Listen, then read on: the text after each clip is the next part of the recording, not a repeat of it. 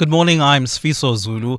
The city of Ekurhuleni says it has not been notified of a strike by its officers. EMPD Metro Cops have blocked the R21 highway on the East Rand, disrupting peak traffic this morning. Motorists are being urged to avoid the southbound lane before the Benoni off-ramp. Ekurhuleni spokesperson Zweli Dlamini. We have received reports through the media and social media that our officers are embarking on a strike or a protest. We do not have any notification of this particular exercise, nor can we confirm nor deny that it's taking place.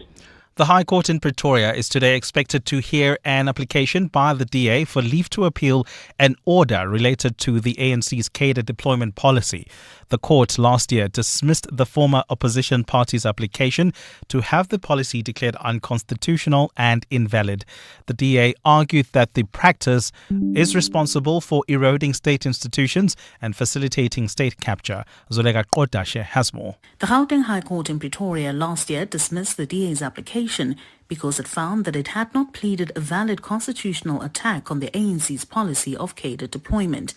It found that the DA did not identify or specify aspects of the policy that were unconstitutional, but the party in papers submits that the court erred in this respect. The party argues that its attack is on the policy as a whole, and it was not necessary for it to specify the exact portions which are inconsistent with the Constitution. It emphasizes that the aim of the practice is to influence appointments in the public service with a threat to sanction officials who do not comply with its deployment decisions. It further says this conduct is inconsistent with Section 197, subsection 3 of the Constitution, which stipulates that no employee of the public service may be favored or prejudiced only because that person supports a particular party or cause. Zoleka Kodashe, Eyewitness News. The new board of the National Youth Development Agency has been given its orders by Parliament even before its appointment. The board is being tasked with making a meaningful difference in the lives of unemployed young people and to get rid of the organisation of corruption and patronage. The National Assembly yesterday unanimously supported a short list of 9 names for the President's consideration to take up 7 seats on the board. The agency is currently being led by an interim board. Lindsay Dentlinker reports. With an average age of 30, the shortlisted candidates include a non-binary individual, a person with a disability, and 2 doctorates among them. While most parties supported the list presented by the Committee on Women, Youth and Persons with Disabilities, several of them took issue with the bad reputation of the agency and its failure to address youth unemployment despite an annual budget of over R1 billion.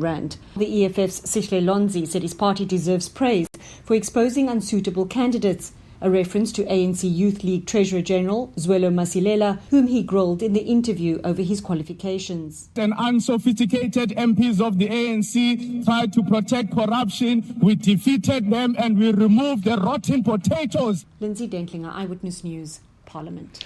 And a U.S. federal judge has suspended the Trump administration's ban on transgender people serving in the military. Judge Anna C. Reyes has cited the principle of equality and dealing a blow, if only temporary, to the U.S. president's agenda. She referenced the U.S. Declaration of Independence, which states that all humans are created equal. That suspension, however, will be put on pause until later next month to give the government time to file an emergency stay at a higher court. The order will nonetheless come as a blow to Trump's administration, which has made it a priority to strip protections for minorities since he took office. Gold is trading at $3,041.72 an ounce. The rand is at 18.17 to the dollar, 23.59 to the pound, 19.86 to the euro. Brent crude oil is at $70.19 a barrel. As you heard on Eyewitness News, the ongoing protest activities in the Ekurhuleni area along several roads by the EMPD continues to cause some road closures, like on the R21 south in the Pomona area towards the Atlas Road exit. More road closures on the N12 west. This is just as you come out of Snake Road, and another road closure along the N3 north between Harderberg Road and the Rand Airport interchange. While traveling on the M1 south, we've got some delays reported between Greyston Drive and Corlett Drive. A partly cloudy day in store for Gauteng with isolated showers and thunder showers expected. The temperatures will peak at highs between 23 and 26 degrees. The top story in EWN this hour, the city of Ekurhuleni says it's not been notified of a strike by its Metro Cops. EWN, in touch, in tune and independent. For the latest, visit ewn.co.za or download the EWN app. What are the matters that matter to you? 702 listens. You're with Clement Manyathela On 702. Let's Walk the Talk, streaming on the Prime Media Plus app, DSTV channel 856. 92.7 and 106 FM.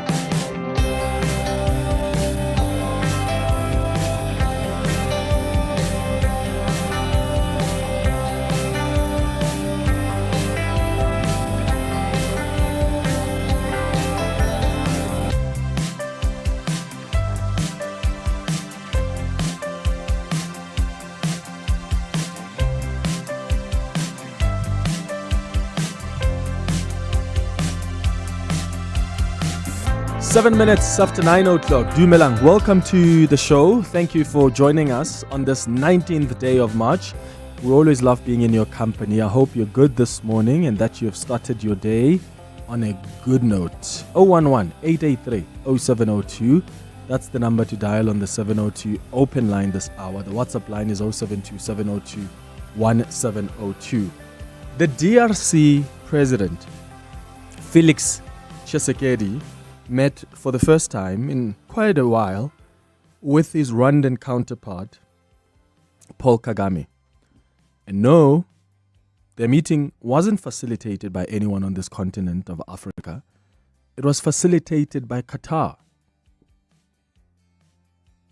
I kept wondering, couldn't they find a neutral ground on the grounds of the African continent for mediation? Why are our leaders on this continent looking outside to resolve internal issues? Is it because they are failed by the regional bodies? Is it because they are failed by the continental body of the African Union? What about South Africa's position as the so-called big brother? Are we that compromised in our moral positioning or compromised our role as mediator? Because now the state of Qatar in the Middle East played mediation for an African problem. So much of African solutions to African problems, eh? In fact, it's now Middle East solutions to African problems. So these heads of state have now agreed from the statement that was sent by the Qataris. The DRC and Rwandan presidents have now agreed to continue the discussions that were initiated by Doha in order to establish solid foundations for lasting peace as envisaged in the Rwanda and Nairobi process. I think this is an important step towards regional stability, because what's been happening in the eastern part of the DRC has just been devastating. And these two men didn't want to meet before. They were refusing to meet face to face. In fact, there was a point where Felix Tshisekedi said, I will only meet Paul Kagame in heaven. And here they are. The Qataris were able to sit them down and say, let's have a conversation. The same way that the Qataris were able to sit the Israeli officials and the Biden administration envoys and the Trump administration envoys, and of course the Palestinians, to say, let's sit down and talk about a possible ceasefire. So the last time, in fact, Qatar organized such a meeting between Tshisekedi and Kagame, I think Tshisekedi didn't show up. So it is a significant step towards peace, I think, towards peace and stability in the DRC, but also quite a chilling reminder to me of how we as South Africa have lost our moral high ground and our position as that negotiator, as that mediator. It's also a chilling reminder to me of how regional bodies on the continent and even the AU have failed. Particularly in this case, they failed to play mediator. And that's why you've got the summit DRC withdrawing from the eastern part of the DRC. Remember that the deployment of soldiers, that military intervention, our soldiers are coming back. The peace mission for which they were deployed in the DRC, that's now been withdrawn. And now the SADC says, yeah, we should have actually, with military intervention, concurrently run a process as well, where we are negotiating diplomatically. What do you think of this development that we saw in Doha yesterday? You can give us a call or send us a WhatsApp voice note. Between 10 and 11 o'clock, we're going to do the healing hour. And today, we'll be asking men how you are doing. I was asked by a number of listeners last week to dedicate an hour to hear from men, and we decided we'll do it on our healing hour after we received a heartbreaking call from one man who described how he's struggling with mental health because of the pressure to be a man, to be the provider. And he doesn't even have anyone to talk to because anyone in his household expects him to be the stronger one. So I'm asking you, men, today, how are you doing? Do you actually have an outlet? How do you deal with the pressure that society places on you? Because when you lose a job, often you lose respect. You are not seen. When you are struggling to provide, you are useless. That's the perception people have of men out there, regardless of what the circumstance is that led to them losing a job. It's actually quite tragic. When you are depressed or stressed or emotionally overwhelmed, often you can't express it because then when you do, you are weak. And that ends up building up to a point that men end up taking their own lives. They end up dying by suicide. So I want to hear from women as well. Have you created a safe space for your male colleagues or for your male friends or for your husband or your partner to be vulnerable, to be human, to cry, to be weak? What are you doing to allow men in your life to be human? If you prefer to send us your story, to share your story via email, you can send me on cm@702.co.za, and we'll read some of your emails when we start this conversation at 10 o'clock. Otherwise, get ready to give us a call or send a WhatsApp voice note between 10 and 11 o'clock. At 11 o'clock, we're going to do our Listener's Choice feature. And today we're discussing the wealth tax. One of our listeners emailed us and asked that we bring an expert who can explain not only what a wealth tax is, but also whether it could be a viable solution to government's revenue challenges. You can define a wealth tax as that tax that is imposed on individuals' net wealth, right? Or the market value of their total owned assets minus the liabilities, of course. And there's been a lot of conversation recently about the wealth tax. In fact, over the years, but more so around the time when the budget speech was presented. There was a debate in South Africa. Some people were arguing that we need a wealth tax to address income inequality. Others believe that this wealth tax could have unintended consequences. So what's the best way to deal with it? Is it a viable solution to deal also with government's revenue challenges? That's what the expert will respond to at 11 o'clock. At 11:30, we're going to wrap up the show with the sharing space. That's the show coming up over the next 3 hours. Clement Manyathela, streaming on the Prime Media Plus app. DSTV channel 856, 92.7 and 106 FM. 011-883-0702. That's the number to dial. WhatsApp's on 072-702-1702. Neil says, Clement, if South Africa can't even manage its own problems, why would anyone else, Africans or otherwise, invite South Africa to mediate? No biggie though. We have an economy heading to hell in a handcart. Perhaps we sort that out first. That's a message from Neil. Another one says, Clement, the countries don't trust each other throughout Africa. How can it be South Africa? We took sides and were never neutral and sent our soldiers there to die. It was not our war. and we turned our soldiers into mercenaries, guns for hire.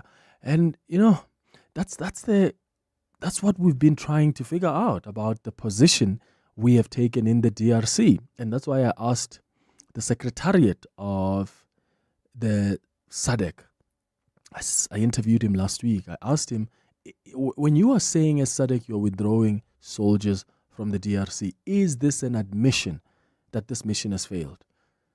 No, it hasn't failed. That was his response. Okay, show us signs that it has succeeded. Because if really this mission has succeeded, why are you withdrawing it now? Especially at a moment where the situation has escalated. Where the M23 have taken control of Goma. Where it appears our soldiers are surrounded. Is that a moment when you are withdrawing the soldiers who were there to maintain peace? And how are you maintaining peace when you're fighting with the M23 rebels? Because the very basis of being neutral, right? The very condition of you playing as a neutral party is that, or going there on a peacekeeping mission, is that you have to be neutral in your approach. You can't side with M23 rebels. You can't side with the DRC army. But we have already taken a position. And not just as South Africa, but this entire mission. We're there with the DRC fighting against the M23. And I say that because even the SANDF general said, these soldiers are there to help neutralize these other rebels in the DRC. That's what he said. How neutral is that? So as South Africa then, how do we then still want to position ourselves as, oh hey, we can actually mediate? But it's so sad. That's why I'm saying it's a chilling reminder to me of how we're losing that moral position we've had. We're losing that place on the continent as the big brother, as a place where we can have mediation. That voice of reason. But I think it's a chilling reminder of the failures of the regional bodies, whether it's ECOWAS or it's SADC. It's a chilling reminder of the failure of the continental body, like the African Union. Because now African leaders, with all their African challenges, are going to run to Middle East, go to Europe to negotiate and have peace mediated by forces or countries, administrations outside of South Africa. What do you think of this development? It's 18 minutes after 9. Your voice. Your station. Your open line. Walk the talk with Clement Manyathela on 702. So yesterday, the Gauteng MEC for Economic Development, Lebogang Maile, presented his budget speech in the provincial legislature. And I honestly was surprised to hear him say that Gautrain is bleeding passengers. I think they've lost about 5 million commuters in 4 years. I mean, the expansion of the Gautrain, I think, still remains a strategic priority for the province, but it's the financial sustainability that has come under increasing scrutiny. And I want to ask you this morning, maybe you are one of the 5 million commuters that have stopped using the Gautrain over the last 4 years. Why are you not taking the Gautrain anymore? And maybe you used to use the Gautrain before and you've stopped. Why is that the case? Or maybe you've always wanted to give it a shot, but you've just never really used it religiously to go to work or to go to school. What is the reason for that? I know people have often complained about the cost element. They say it's simply unaffordable. But there was a boom. Remember when, about 8 years ago, 8-9 years ago, there was a time when there was a boom where people found the Gautrain to be a viable mode of transport. And I'm talking, people were coming from Pretoria, people were coming from Midrand, people were coming from Johannesburg or Sandton and traveling in between these places. That airport route, I use the Gautrain most of the time when I have to get to the airport. It's convenient, it's quick, I don't have to deal with traffic. But to hear that there are 5 million commuters that Gautrain is bleeding over the last 4 years, that took me by surprise. What do you think? Are you one of those people who've stopped? What do you think is behind this decline in commuters for the Gautrain? And what are the possible solutions here? 011-883-0702. WhatsApp's on 072-702-1702. Good morning, Mr. Clement. Even though it is very painful and it is embarrassing, as an African community, our problem will be resolved in Qatar, in Europe, whatsoever. But we have to look at ourselves in the mirror. If us, as our SADC region, cannot resolve its own conflicts, its own problem that they were facing, how do we expect to go and resolve the issue between Rwandans and what is happening in DRC? It's a joke, you can't. And I don't blame them for doing that at all, because we are too compromised, Mr. Clement. Morally, everything has dropped the moral standard. We are no longer the South Africa that we used to call off of Madiba. So I don't say anything is wrong with that. We have to, before we point fingers and judge and cry, we must look into ourselves. Are we in the right position to go and mediate peace to those where there is no peace? No, we can't. Thank you. Clement, you must remember one thing. Sadiq Che is Zimbabwe president. This man is also in problem now as we are talking. By next month, by April, we will not be the president of Zimbabwe. So that guy is a failure to hold DRC to account, M23 to account. That is the same failure that he made in his country. He is leaving. I'm a Zimbabwean. I'm telling you from what is happening. Follow Zimbabwe politics now. It's interesting. Yo, Clem, Tato here. Clem, as a black, I don't know how else to put it, as a black, but it probably happens in other cultures and nations too. If there's a intervention or a family meeting and it's called by the broke uncle, one of the parties or many of the parties are less likely to feel like, why am I attending this meeting called by the broke uncle? But when the rich uncle or the rich cousin or relative or neighbor, Qatar, say, guys, we're meeting. Yeah. We are meeting. That's what I think. Oh my goodness, that is so true. That is so true. And thank you, Tato, for bringing it home like that, right? Because then it makes even more sense. I mean, think about it in the family dynamics. Think about it in the family dynamic. That auntie or that uncle who's sort of stable financially and is rich and calls a family meeting, there's a lot of respect, right? Oh, you can't say no to this auntie or this uncle. They sit down. And I would add that and sometimes it's just like also maybe people who are just maybe even famous in the family, who've got some level of respect. Like, how often do we listen to those that we have simply disregarded? Sometimes mainly because of their financial status. I do know, though, that, I have an uncle who is the older brother, the first of my mother's siblings from my mother's side of the family. They're about 9. And the oldest, my uncle, is respected by DLA. All the siblings. So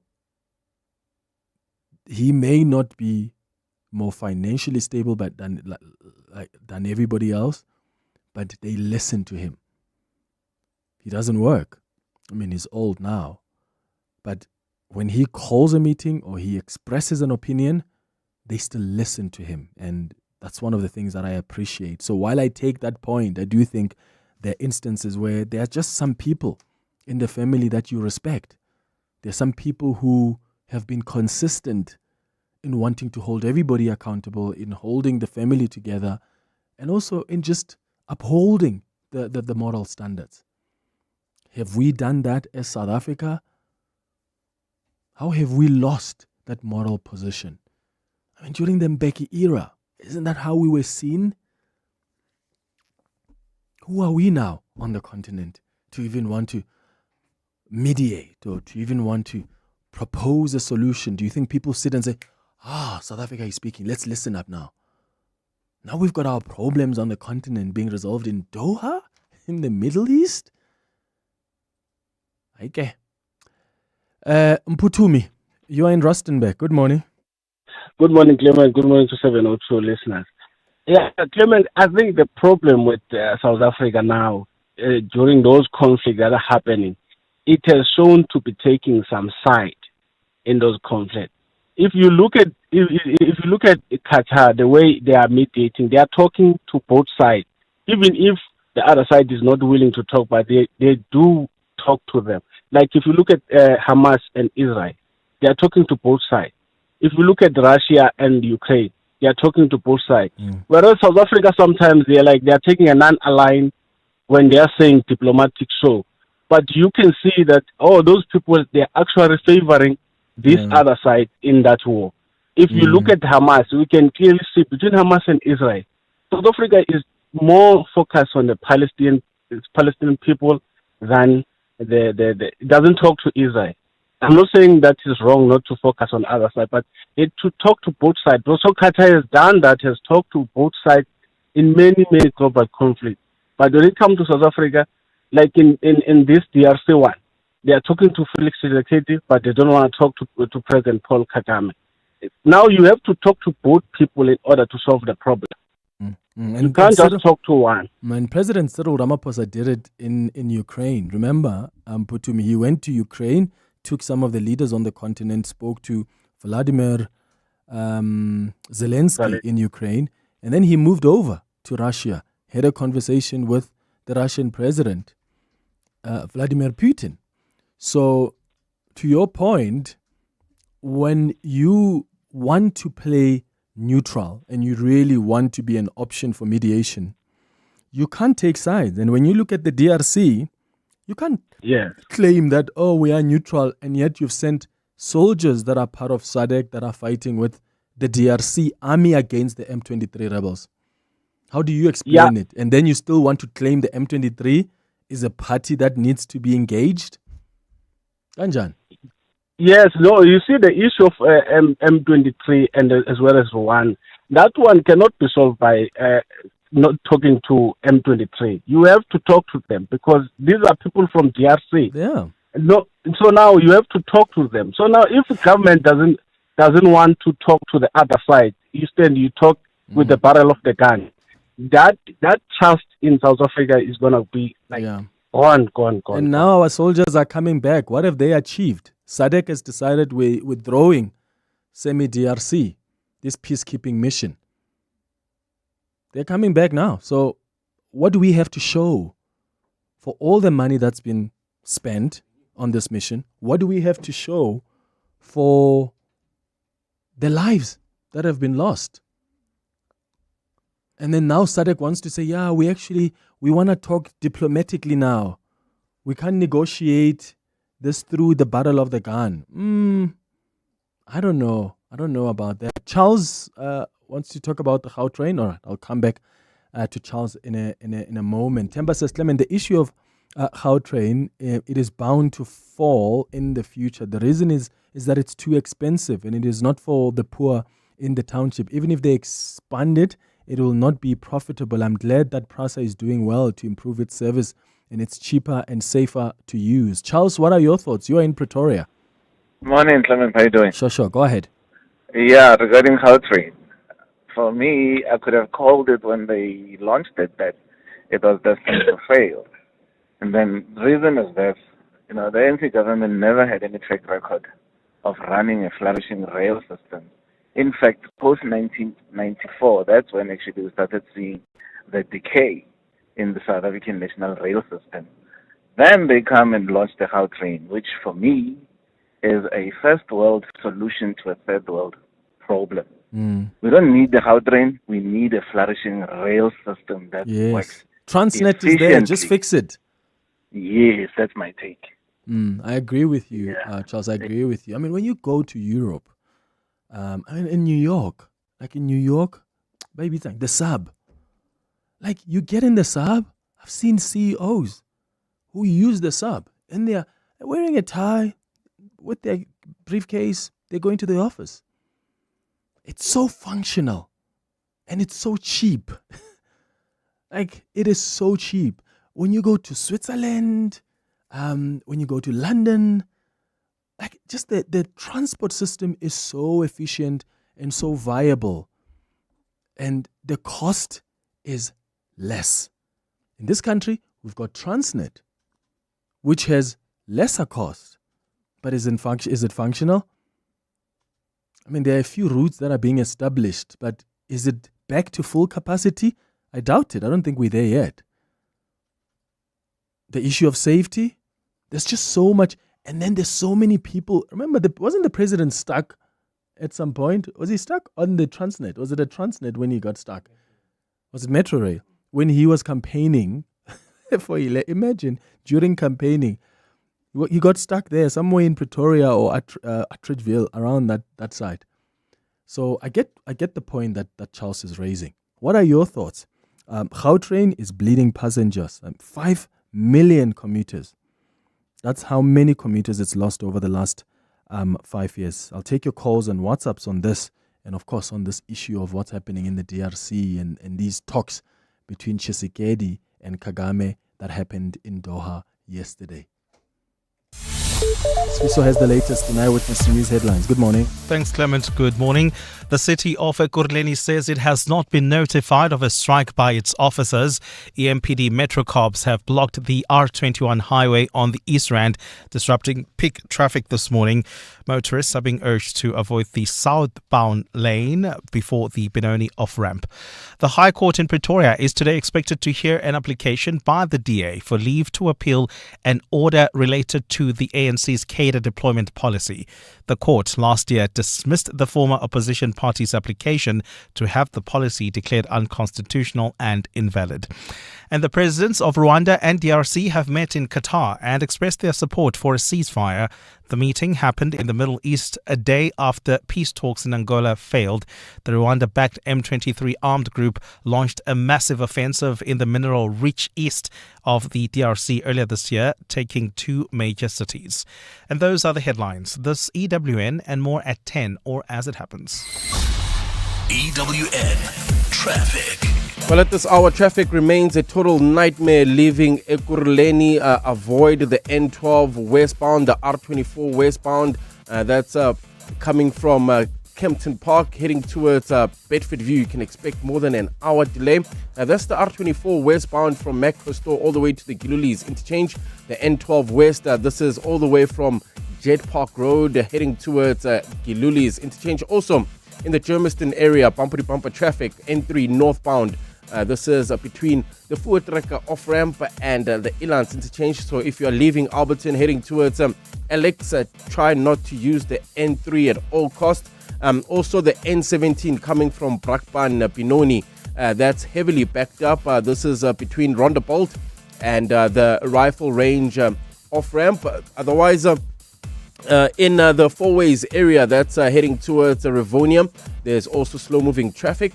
This is between Malibongwe Drive and Winnie Mandela Drive. If you are leaving Centurion heading towards Midrand, there's slow-moving traffic on the N1 southbound between the Brakfontein interchange and Allendale. If you come across any other traffic issues, please SMS us on 31702. We are also on X at EWN Traffic. There's more EWN on air, online, and on the EWN app.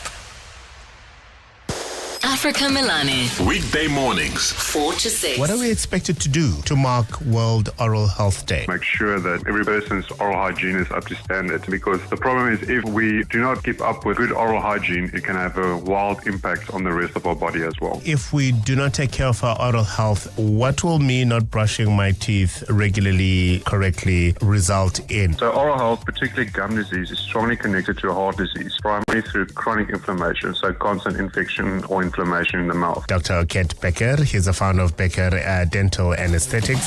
Africa Milani. 4 to 6 on 702.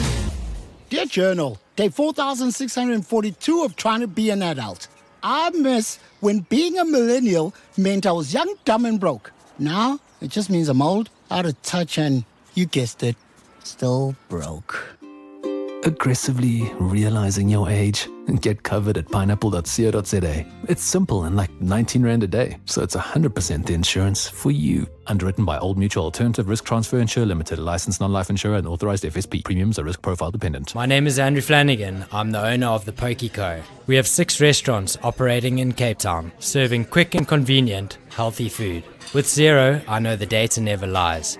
Take Xero's dashboard, for example. Over the past 6 years, it's given me a real-time view of the business and has helped me get the perfect balance between growth and sustainability.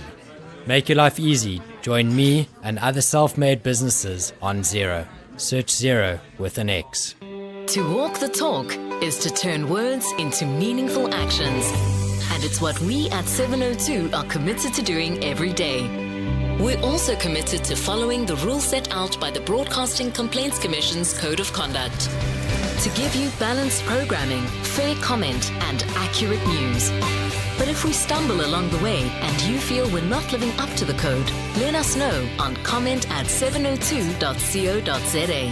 And if after that you're still not happy, you can direct your complaint in writing to the Broadcasting Complaints Commission, PO Box 412365, Craig Hall 2024. For more, visit bccsa.co.za.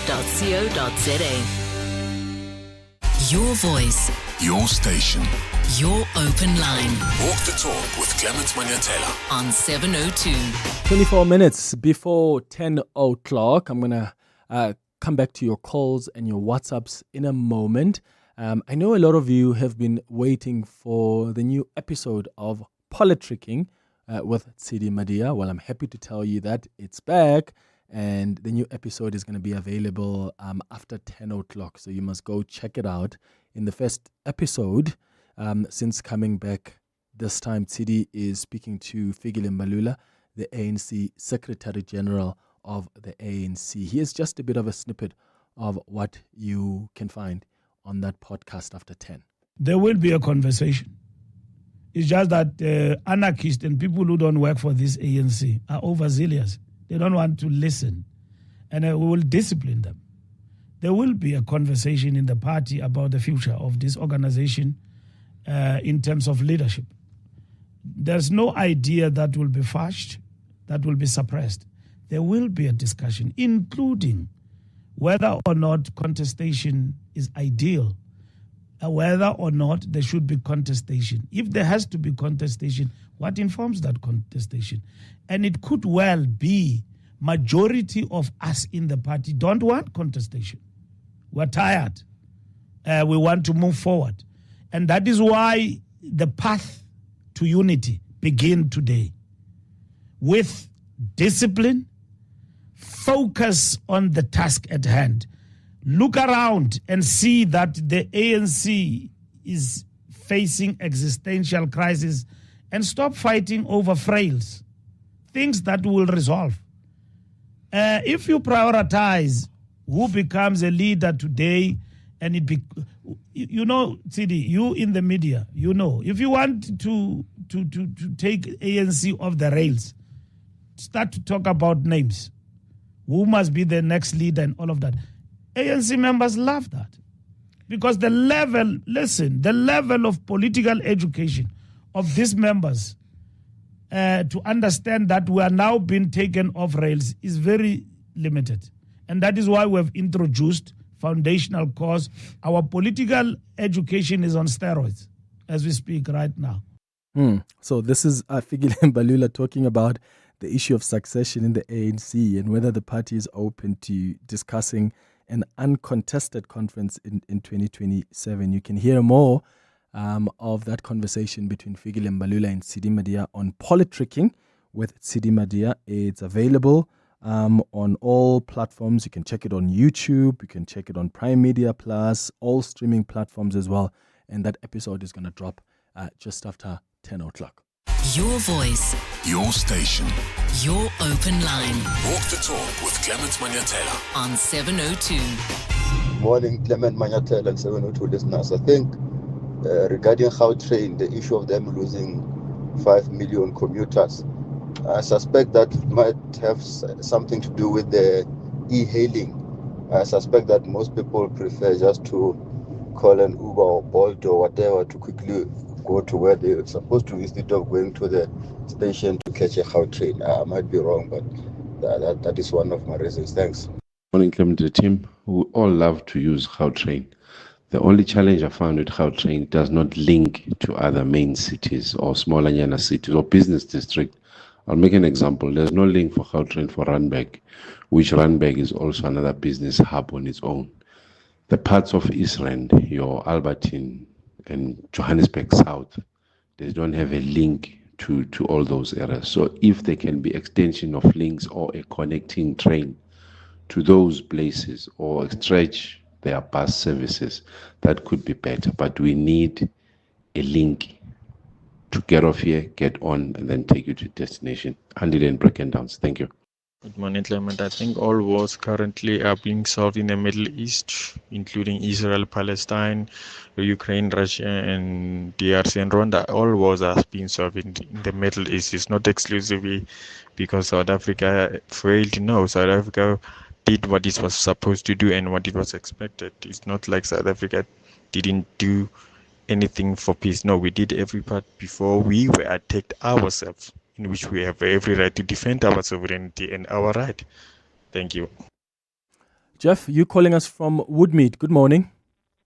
Yes, good morning. You know, the thing about the Qatar getting involved, it makes sense because they're totally neutral. I mean, if you look at last night, Trump talking to Putin, there's no neutrality there. Yeah. We all know what his agenda is. When you look at the Israelis and the Americans, you know, the one peace talk they had, the Palestinians weren't even there. So you've got to have that relationship between, let's say, Ukraine and Russia has to be a completely neutral party. Maybe it's the Swedes or maybe it's Finland or somebody like that, but certainly not Donald Trump. And when you get to the Middle East, to have Israel, we know America and Israel are bedfellows. So how can you have a peace conference or a negotiation when because all of these negotiations are about power and about what can we get out of this deal? That's what it is. Absolutely. So when you get to Israel and United States, is what are we going to get out of it? Trump is talking to Putin, but he's also talking to Zelensky and saying, "Okay, we'll fix this, but we want your minerals." What kind of stuff is that? Exactly. You know, guys, are you here without any agenda whatsoever? And then we will both listen. Otherwise, go away. Yeah, Jeff, you're raising such an important point about what's in it for the people who position themselves as mediators. Donald Trump doesn't just want to mediate there, even between Russia and Ukraine. Hence, thank you for reminding us also about what he said to Zelensky. There was that mineral deal that Zelensky wanted to sign, or was intended to sign when they were when he visited Trump in the White House before he was chased out of the White House. And that brings me back then to the role that Qatar plays here, right? What's in it for Qatar? What's in it for Qatar? I got a message from Anonymous here that may help you answer that. It says, Clement, we tend to overemphasize our moral authority as South Africa on the continent. And even with Madiba as president, the notion that there's this big brother on the continent was significantly challenged and expressly denounced in the Sani Abaka controversy in the early 1990s and in the Jonas Savimbi-led Angolan conflict. We have been central, but it's not a birthright. Even Mbeki was wise enough to work with leaders such as Obasanjo to be seen to balance approaches as opposed to afford South Africa a pseudo-big brother status. Mediation is also about economics, and this is the point that Jeff was making. Mediation is also about economics. Who is funding the Rwandan airport expansion and Formula One dream? What influence would they carry over the state? Conflict resolution requires the best placed across social, economic, political, and religious factors to succeed. Hence, many are proposing a wide replacement to Rasool. It's not on the basis of his competence, but they analyze the racialized nature of the context in the U.S. And I couldn't have said it better. I mean, when you look at Rwanda, they are likely to be the next destination for a Formula One Grand Prix. Who is actually funding that dream? What role is Qatar playing there? what investments does Qatar have in Formula One, and that happening in Rwanda? So again, to Jeff's point, and Anonymous's mediation is also about economics. Hi, Clement. Really don't see anything wrong with the M23 DRC being mediated at Doha. It's probably not the first time. If you look at the Middle East, Israel, Palestine, it's really not being mediated there. If you look at Ukraine, Russia, it's not being mediated anywhere there. So I honestly don't see anything wrong with that. There is an expectation that South Africa has to be a big brother and has to play a role. I honestly think that we should really just stop exposing our country to all of that unwanted attention.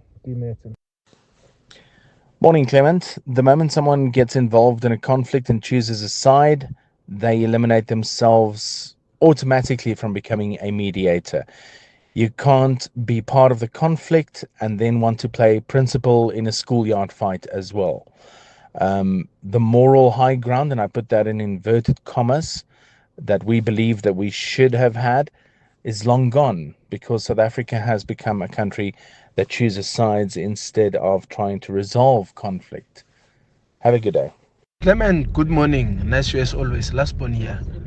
There is two things that I wish to express. Two things. Firstly, we had SADC soldiers who went there as a peacekeeping mission. What have they achieved? That should be the question. What have they achieved? And they clearly went there to take sides. So there is no way that they can be part of peacekeeping mission. Secondly, we have leaders who don't have trust in themselves.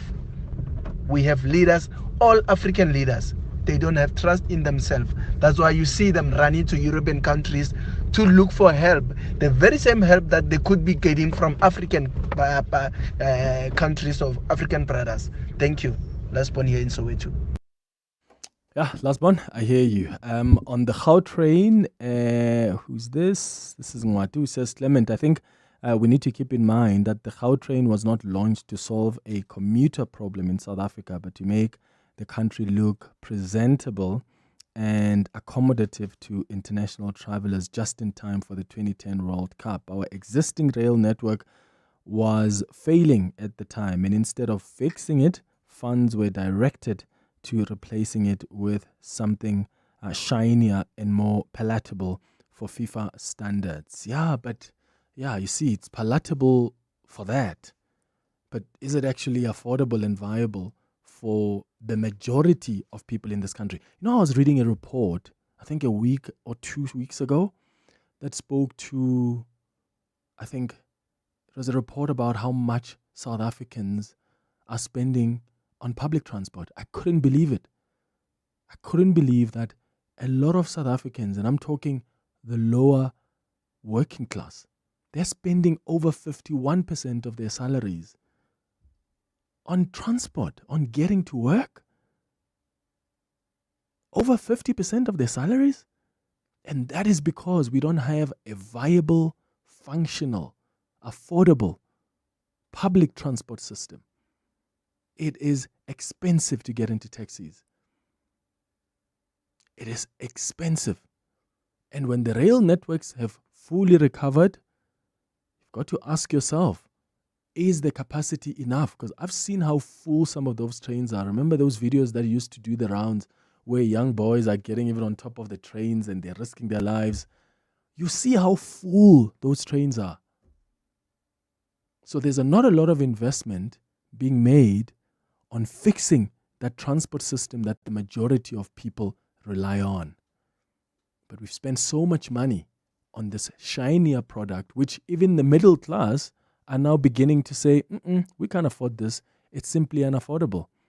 And there are plans now to expand the Gautrain to areas like Soweto, to go via four ways, Bomamilodi, Atteridgeville, Lanseria, I think Springs as well. There's a lot of money that's going to be invested. Yes, there are going to be lots of jobs. But is it going to be a transport system or a train that most people can afford to get into, can afford to use? That's the question. Morning, Clement. It's Ben in Kensington. I did a Gautrain calculation, Braamfontein to Kempton Park. It was going to cost me 55 Rand on the train and about 55 Rand on petrol. So the hassle of like getting to the station, getting from the station, just didn't make sense. So yeah, I don't know if this train, they got to expand this train. Come on. It's Ben in Kensington. Thanks. Hi there, Clement. Carl from Pretoria. My opinion, one of the factors that's contributing to some of the dwindling numbers of commuters on the Gautrain is probably to do with the slight faction between the Uber Association or Uber drivers and the meter paid taxi drivers. I think that it's slightly frustrating for commuters to get to their point on the Gautrain route and then be told you have to, walk around the corner and go to an unsafe location to be collected. Dropping off is a different situation. I've had it that, I've been dropped off by an Uber right outside the doors or outside the gates. Other times, it's just getting collected from the Uber station. It's very frustrating. Morning, Clement and 702.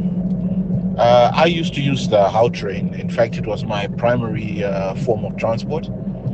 It's what I used to go to work every day. I used to work in Rosebank at the time, and then later I moved to CBD.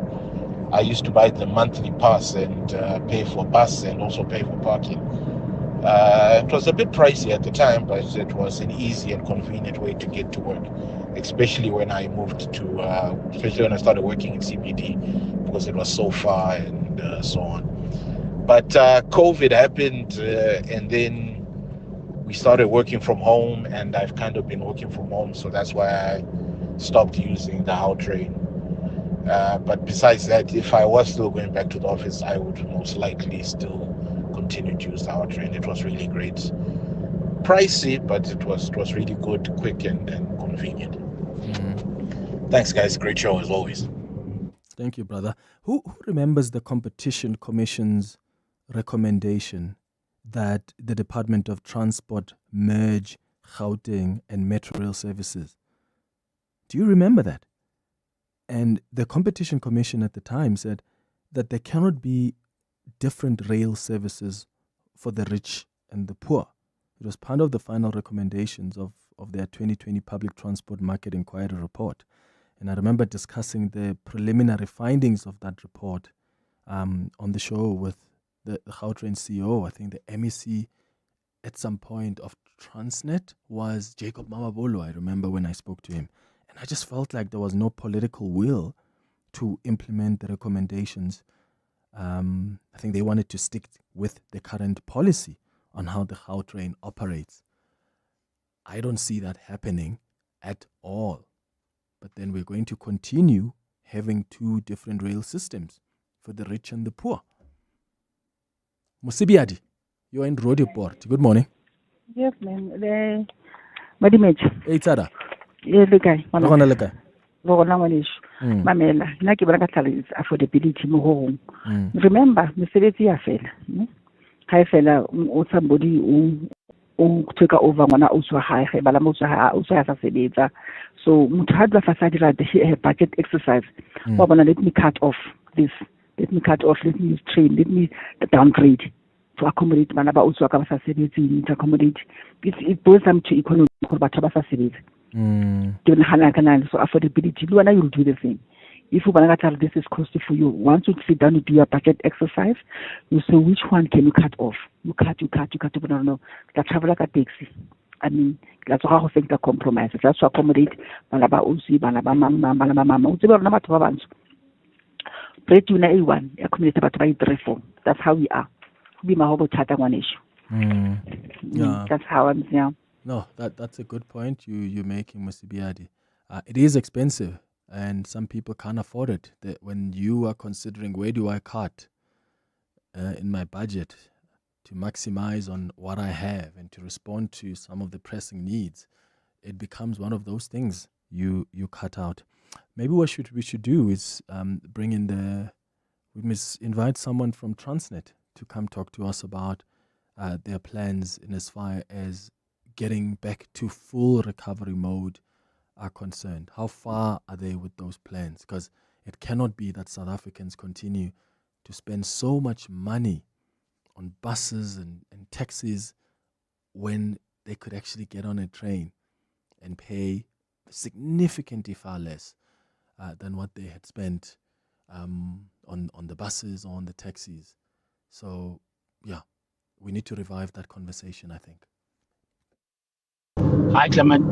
Lungis here in Kempton Park. I think the issue of the Gautrain losing passengers is directly linked or could be directly linked to job losses. Have you seen how many empty buildings are around the Sandton area, Midrand area, all the way to Pretoria? I think with most of them becoming residential properties now. So I think because people lost jobs in droves during COVID, there should be a link to why the Gautrain is losing so many passengers. Morning, Clement. So we mainly use the Gautrain if we are going to the airport. But when we travel, we are a family of 4, 2 parents and 2 kids. We found that when we have to go to the airport, it's actually cheaper for us to use an Uber than it is to use the Gautrain. So then we just end up using, Uber and not the Gautrain. So there's also that element. There's definitely an element of affordability with the Gautrain. Thanks. I agree with you. Getting to the airport from Sandton, I think you end up paying over 200 Rand. Is that a single trip? 200 Rand, over 200 Rand or so.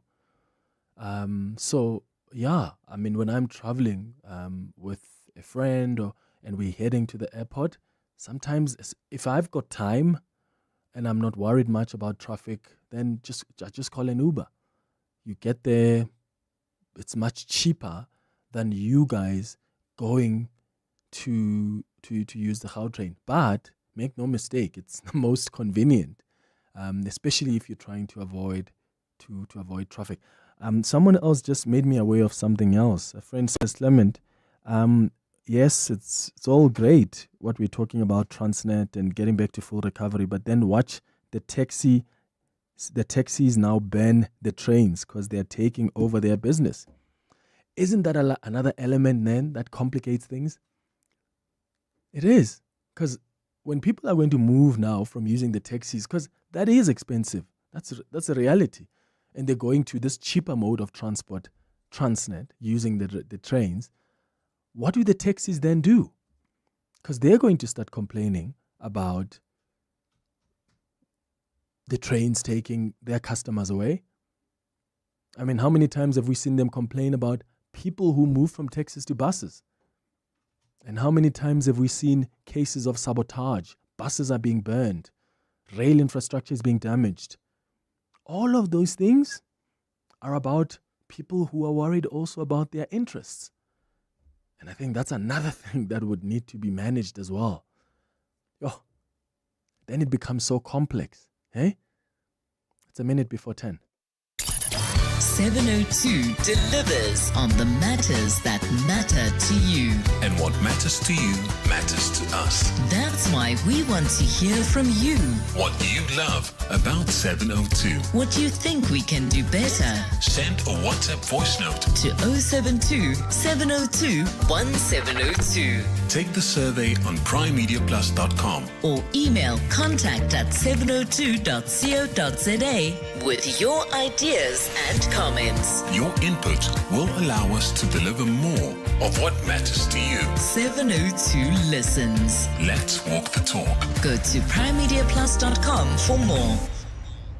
Meet the new Samsung Galaxy S25 series, the go-to phone for a go-to person. Need to find a pet-friendly Italian restaurant with outdoor seating and add it to your calendar? Just ask your true AI companion. With one voice command, it will be done. Buy the new Galaxy S25 series and add on a Galaxy Watch 7 from 49 Rand per month. Trade in and get up to 10,000 Rand back. Limited offer, valid until 31 March 2025. Galaxy S25 series, your true AI companion. T's and C's apply. When it comes to corporate travel, South African Airways knows what you need. SAA services are designed specifically for the business traveler. Experience competitive rates, flexible travel options with waived change fees, and fully refundable and flexible tickets for a hassle-free journey. SAA dedicated key account management means your travel needs are meticulously handled every step of the way. Plus, earn Voyager miles on every trip and relax in our luxurious business class lounges. South African Airways, where your travel needs are our priority. We don't just fly you, we prioritize your travel needs. Visit flysaa.com or call your nearest travel agent to tailor your corporate travel experience. South African Airways, transforming business travel. Think bigger than just a banking partner. Think a team of specialized experts supporting you to make better financial decisions to enable your growth aspirations. Think a strategic partnership, providing indispensable advice to help you make the right moves. Think bigger. Think Nedbank Commercial Banking. For more information, visit nedbank.co.za. See money differently. Nedbank. We're a licensed FSP and registered credit provider. This is EWN. Good morning, I'm Sfiso Zulu. The city of Ekurhuleni says it has not been notified of a strike by its officers. EMPD Metro Cops have blocked highways on the East Rand, disrupting peak traffic this morning. Routes that have been affected include the N12, N3, R24 and N17 approaching Bedfordview. Motorists are being urged to find alternative routes. Ekurhuleni spokesperson Zweli Dlamini. We have received reports through the media and social media that our officers are embarking on a strike or a protest. We do not have any notification of this particular exercise, nor can we confirm nor deny that it's taking place. The High Court in Pretoria is today expected to hear an application by the DA for leave to appeal an order related to the ANC's cadre deployment policy. The court last year dismissed the former opposition party's application to have the policy declared unconstitutional and invalid. The DA argued that the practice was responsible for eroding state institutions and facilitating state capture. Zolega Kodasha reports. The Gauteng High Court in Pretoria last year dismissed the DA's application because it found that it had not pleaded a valid constitutional attack on the ANC's policy of cadre deployment. It found that the DA did not identify or specify aspects of the policy that were unconstitutional, but the party in papers submits that the court erred in this respect. The party argues that its attack is on the policy as a whole, and it was not necessary for it to specify the exact portions which are inconsistent with the Constitution. It emphasizes that the aim of the practice is to influence appointments in the public service with a threat to sanction officials who do not comply with its deployment decisions.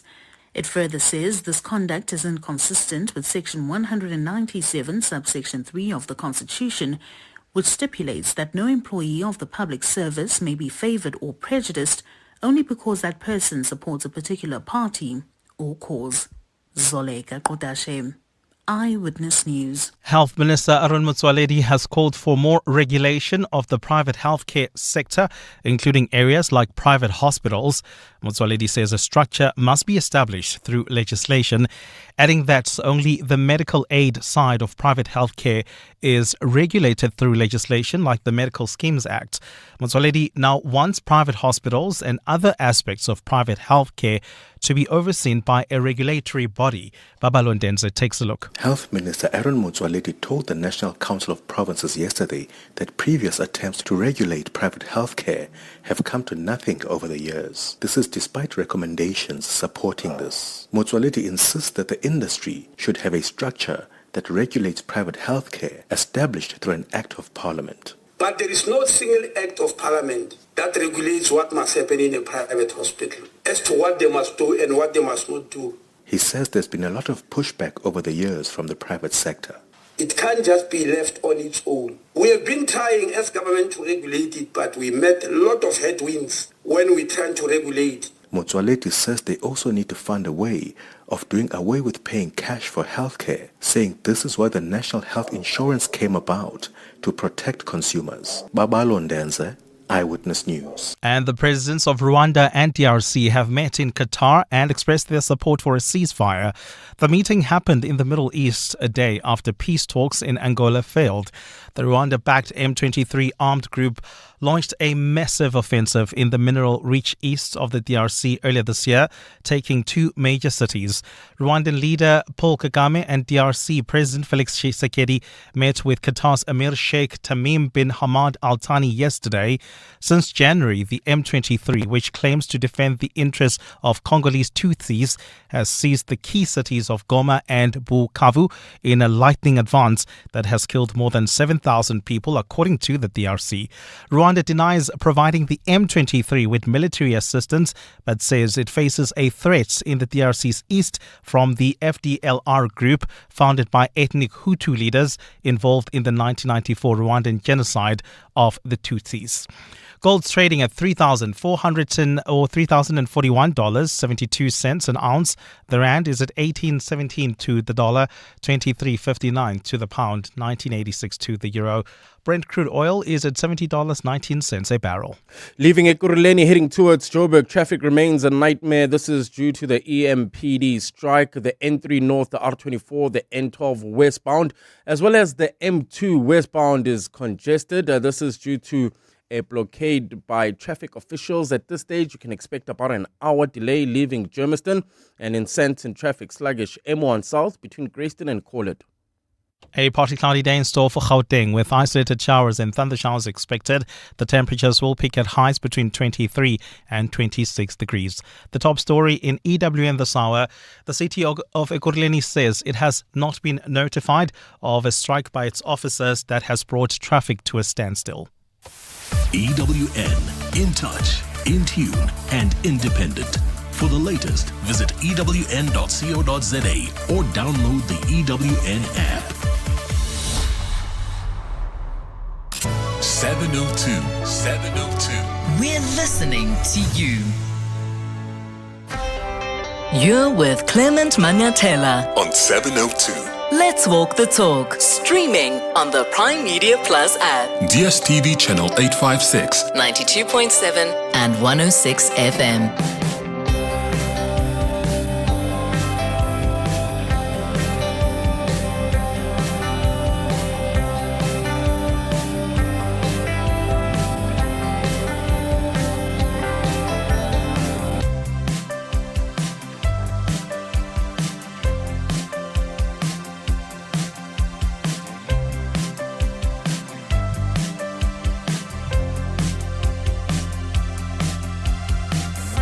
Minutes after 10 o'clock. Dumelang, welcome to the second hour of the Clement Manyathela Show. Thank you for staying with us here on 702. As always, I appreciate your contribution on the 702 open line. It's time now for our monthly feature, the Healing Hour. 702 Healing Hour. So we do Healing Hour once every month. And what we do on the Healing Hour is provide a safe space for you and I to have a conversation among ourselves as family, ourselves as friends, as a community here on the Clement Manyathela Show. And I always appreciate us sharing our stories from a genuine place. There are some people that are listening that get encouraged, may not be able to call in or have the courage to send a WhatsApp voice note, but they get impacted by what you share. And we do this once every month. We talk amongst ourselves. Thank you so much to a lot of you that send us emails to suggest what we should be healing from. And if you want to do that yourself, that email address is cm@702.co.za. Today, we are providing an outlet for men. And I want to know, as a man, how are you doing? That's the simple question I have for you. Genuinely speaking, how are you doing? And I'm asking this question because last week we received a call, which I'll get able to replay for you in a moment. A call from a gentleman who told us how he is doing. And that prompted so much reaction from a lot of you that said, we don't talk a lot about men and mental health. Oh, we were actually talking on the day about Ebenezer, the comedian who died by suicide. And people get surprised that there are men who are going through the most because society has trained us and has taught us to be quote-unquote strong. So after we received that heartbreaking call from this listener, so many people contacted us and said, why don't we have this as a conversation on our next Healing Hour feature? Because there are so many men that are struggling with mental health because of the pressure that society places on you as a man to be a provider. And there's nothing wrong with being a provider, but you are not born with the right or with the opportunities to provide. Unfortunately, there are men, just like there are women, who also lose their jobs. There are men, just like women, who struggle to feed their families.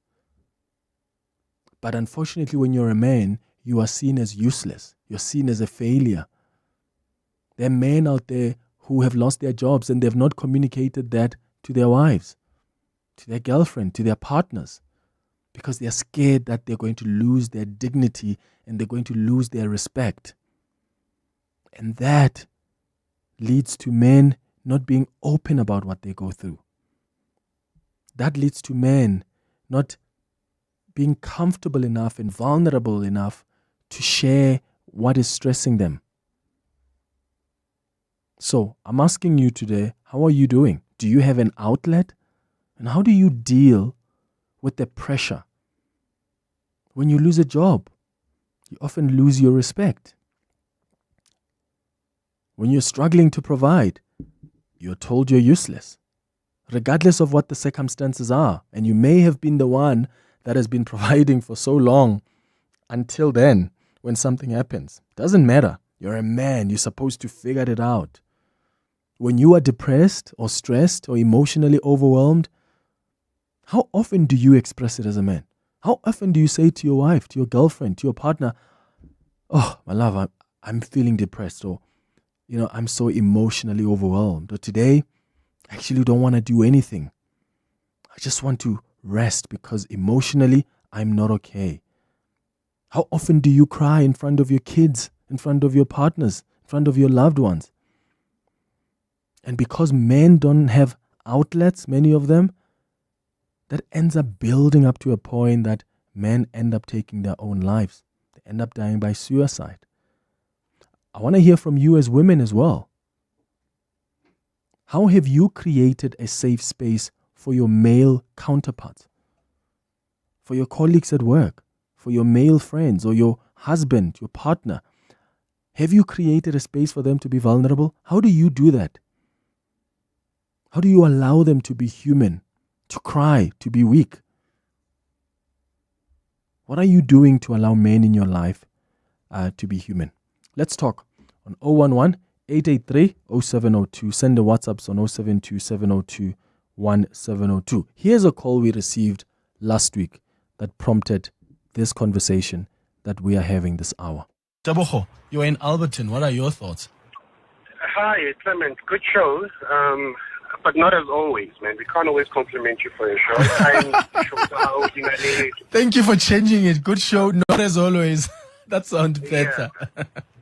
Yeah, but Clement, look, man, this thing, your depression, I think a couple of months ago, Relebuhile once spoke about that. And every time the conversation, your depression comes in this show, it touches home. It really does. Personally, I think I'm going through that. And it hurts me. I mean, it's our women that kill us. Our women are killing us, and frankly, these people, they do not know what they want. And I remember saying to Relebohile, I'm speaking on behalf of all men. You know, and I remember saying, all of us are sharp. Our women are killing us. They want to control anything. They somehow feel they think they know what's better for our kids. You know, and then you can be the primary breadwinner, and then you're looking after all these people, and they expect you to make miracles. You know, this is why you find drinking, you know, expressing how we feel, and all these other places, because we've got no one to talk to. Because when you speak to a close relative, they're expecting you to be stronger than them, and you're not strong. I'm not strong. You know, I also need someone to talk to. But when I talk to a certain individual, they're expecting me to be strong. You know, and you know, so it's our women, it's our in-laws, it's the unemployment rate in this country where men are not employed, and you get this country that's focusing more on women. Their parents are telling them they're useless,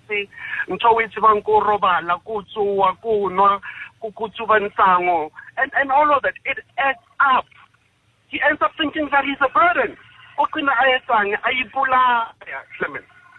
Yeah, Tabogo, I hear that, and I hear your frustration. I think you've mentioned a lot of things. You raise a good point about most men not having a space to really express their feelings genuinely. An outlet is the word I'm looking for. Thank you. So that's an important thing to raise, and that's because society has taught us as men. I mean, I've never seen my dad cry. Well, I've seen that once, but it was under different circumstances. Like, does that mean my dad has never cried in his life? Of course not. Of course, he has faced challenges. But society has taught us as a man, don't cry in front of your kids. We shouldn't see our parents, even our mothers. So that's the problem is, as men, we need to start allowing and opening up that space for us to talk openly. But also, we need to be careful not to brand women as the problem. And that doesn't mean that that's not the case for you. It probably is. But it's not the case for everybody else. The same way that women shouldn't be calling and saying, yeah, men are the ones that are a problem for us with mental health, because that's not the same thing for everybody. Right? And there are many other factors that are involved. It's not just people around us. Unemployment, as you say. The issue of family dynamics. There are a lot of things that end up just building up and becoming a huge, huge burden. And what I'm saying is, as a society, let's understand that that's part of the human experience. It really is. We just need to make sure we open up more opportunities where we can talk about this. Like, let's talk more about it on the open line. The issue of mental health. How do we feel? Maybe one day when I start the show, I should just ask that. How do you feel this morning? And I must be honest enough to also tell you how I feel. You don't have to get into personal details you don't want to get into, but how do you feel? What would you like as support? We need to start holding space for each other more intentionally. And that's exactly what I want us to do at this hour. So let's go straight to your calls. 011-883-0702. WhatsApp's on 072-702-1702. Hey Clem, how are you? Clem, you know what, it's a tricky one, and as much as I understand how men feel vulnerable at times, few things are very natural. Your children need to feel safe. Your wife needs to feel safe. And if a child sees the father crying, I feel it creates that feeling in the child, or a perception that the father is as weak as they are. If a woman always sees the man cry, it also creates that feeling that she is vulnerable. And we as men need to create that feeling in our children and in our wives. So what I would suggest is, even as much as men go through, life, there has to be a way that you present it. Crying in front of my child is definitely not one of them. Obviously, maturity comes into play when you deal with your wife, knowing fully that as women, they also need to feel safe. And being around a man who is seemingly weak, I think that's the expression, might cause some kind of problem. She might go seek for that, that strength, that sense of security elsewhere. That's my 2 cents. Then that's not a woman that deserves to be with you. If to them what makes you a man is you becoming a robot and not shedding tears and not having emotions, then I don't think that's a woman who deserves to be with you. I don't think that's a woman who holds space. I don't think you are safe to be with a woman like that. I don't think that crying in front of your kids or in front of your wife somehow comes across as you being weak. In fact, it communicates something to your children that you are a human being. Guys, it's weird that we've never seen our fathers cry. That is the weirdest thing ever. And we grow up with that perception of we always suppress our emotions. I mean, to this day, I never want people to see me cry. When I'm emotional in front of a friend or someone, I never want them to see me cry. So I always want to hide it, or I get out of the house. Why? Because there's so much shame around that. And I'm suggesting to you that we need to turn that page around. I'm not saying go into the house and just start crying in front of the kids. No, but there are instances where you are emotionally overwhelmed. There are instances where you've lost your own mother. There are instances where you've lost a job. You crying doesn't mean you're weak. And in fact, talk to your kids about it and say, the fact that daddy is crying doesn't mean he's weak. It means this is a natural way of releasing, of acknowledging and dealing with your emotions. We suppress them so much that the minute that they blow up, they really do blow up. And sometimes it's too late. Olani, you are calling from Orange Farm. Good morning. Morning, how are you, Clem? I'm all right, man. Go ahead. Yeah, first time on air, you'll have to forgive me this. I'm a bit shaky. Sometimes I try to contact. Relax, Olani. We got you. Yeah, and please, I'll also ask maybe us to maybe mix with a bit of a Zulu. You are welcome, brother. Speak the language you're comfortable with. Yeah, thanks. Yeah, actually, Clement, I think the guy is talking the truth there about what I've just heard. Sometimes we see most of it comes to well. Actually, this whole issue of us as men is suppressing feeling. Okay, it's because maybe how we grow and how we were raised. But the point I'll ask me for women to do for us, especially I want to just point this out for men, and you'll have to forgive me. I'm not against women. They will have to just give us that, like basmamele, basinikeze sometimes space. Basibuze na ukuthi how are you feeling? You understand? Because that's the problem. They don't ask us how I'm feeling. As I speak now with you, Clement, I'm washing the dishes. I'm not working. I make sure at home, when my wife comes back from work, uthola skezi zangclinile and yadliwe endlini. Yeah. But 2 weeks, 4 weeks back, not like I was supposed to work somewhere, but in a situation whereby my child is still young, 9 years. So I said, but who's going to look after my child? Because I don't have much of the relatives. So to tell her that now I'm going to do my side hustle and provide. Yes. But after that, now we're not in good terms. She thinks that I'm useless, you understand? And that's a problem. I think women, I don't know, maybe need to have classes for women. Let me just focus on women for now. As men, we are okay for now. I'm not saying we are perfect, but focus on women. Maybe somebody has to how they must behave when they are men. Give men support. You are not getting support from our women. I'm not on enlightenment. Without wasting time, I will say this lastly, because when I'm supposed to go to work, the job that I got, but I just made a U-turn. You can't believe in the morning 5 o'clock and say, no, I'm not taking that job. I want to take care of my kid. Yes, and believe me, those people who abacelile akekho noyone ovelile, and namanje angakhulumi mina kumtshela but namanje usangiblame uyekela umsebenzi khona manje shorta this uyabona angangamtsheli even now it's about 6 weeks to say, but you know those people you asked akekho noyone oyawavela wazobheka ukuthi uzobheka abantwana. So mina I'm worried with my many old. So please. Yeah. So and yeah, Olani, I hear that. Thank you for sharing that with us. And I think there's an important point you're raising about women also asking you, how are you? And that's why I'm broadening this conversation and I'm asking women, what safe space are you creating where enough for your partner? Or maybe for your friends, if you don't have a husband or a partner, friends or colleagues. Or your own brothers, what space have you created to allow them to be vulnerable, to allow them to cry, to allow them to actually show you that I'm a human being as well. I can have my moments of weakness.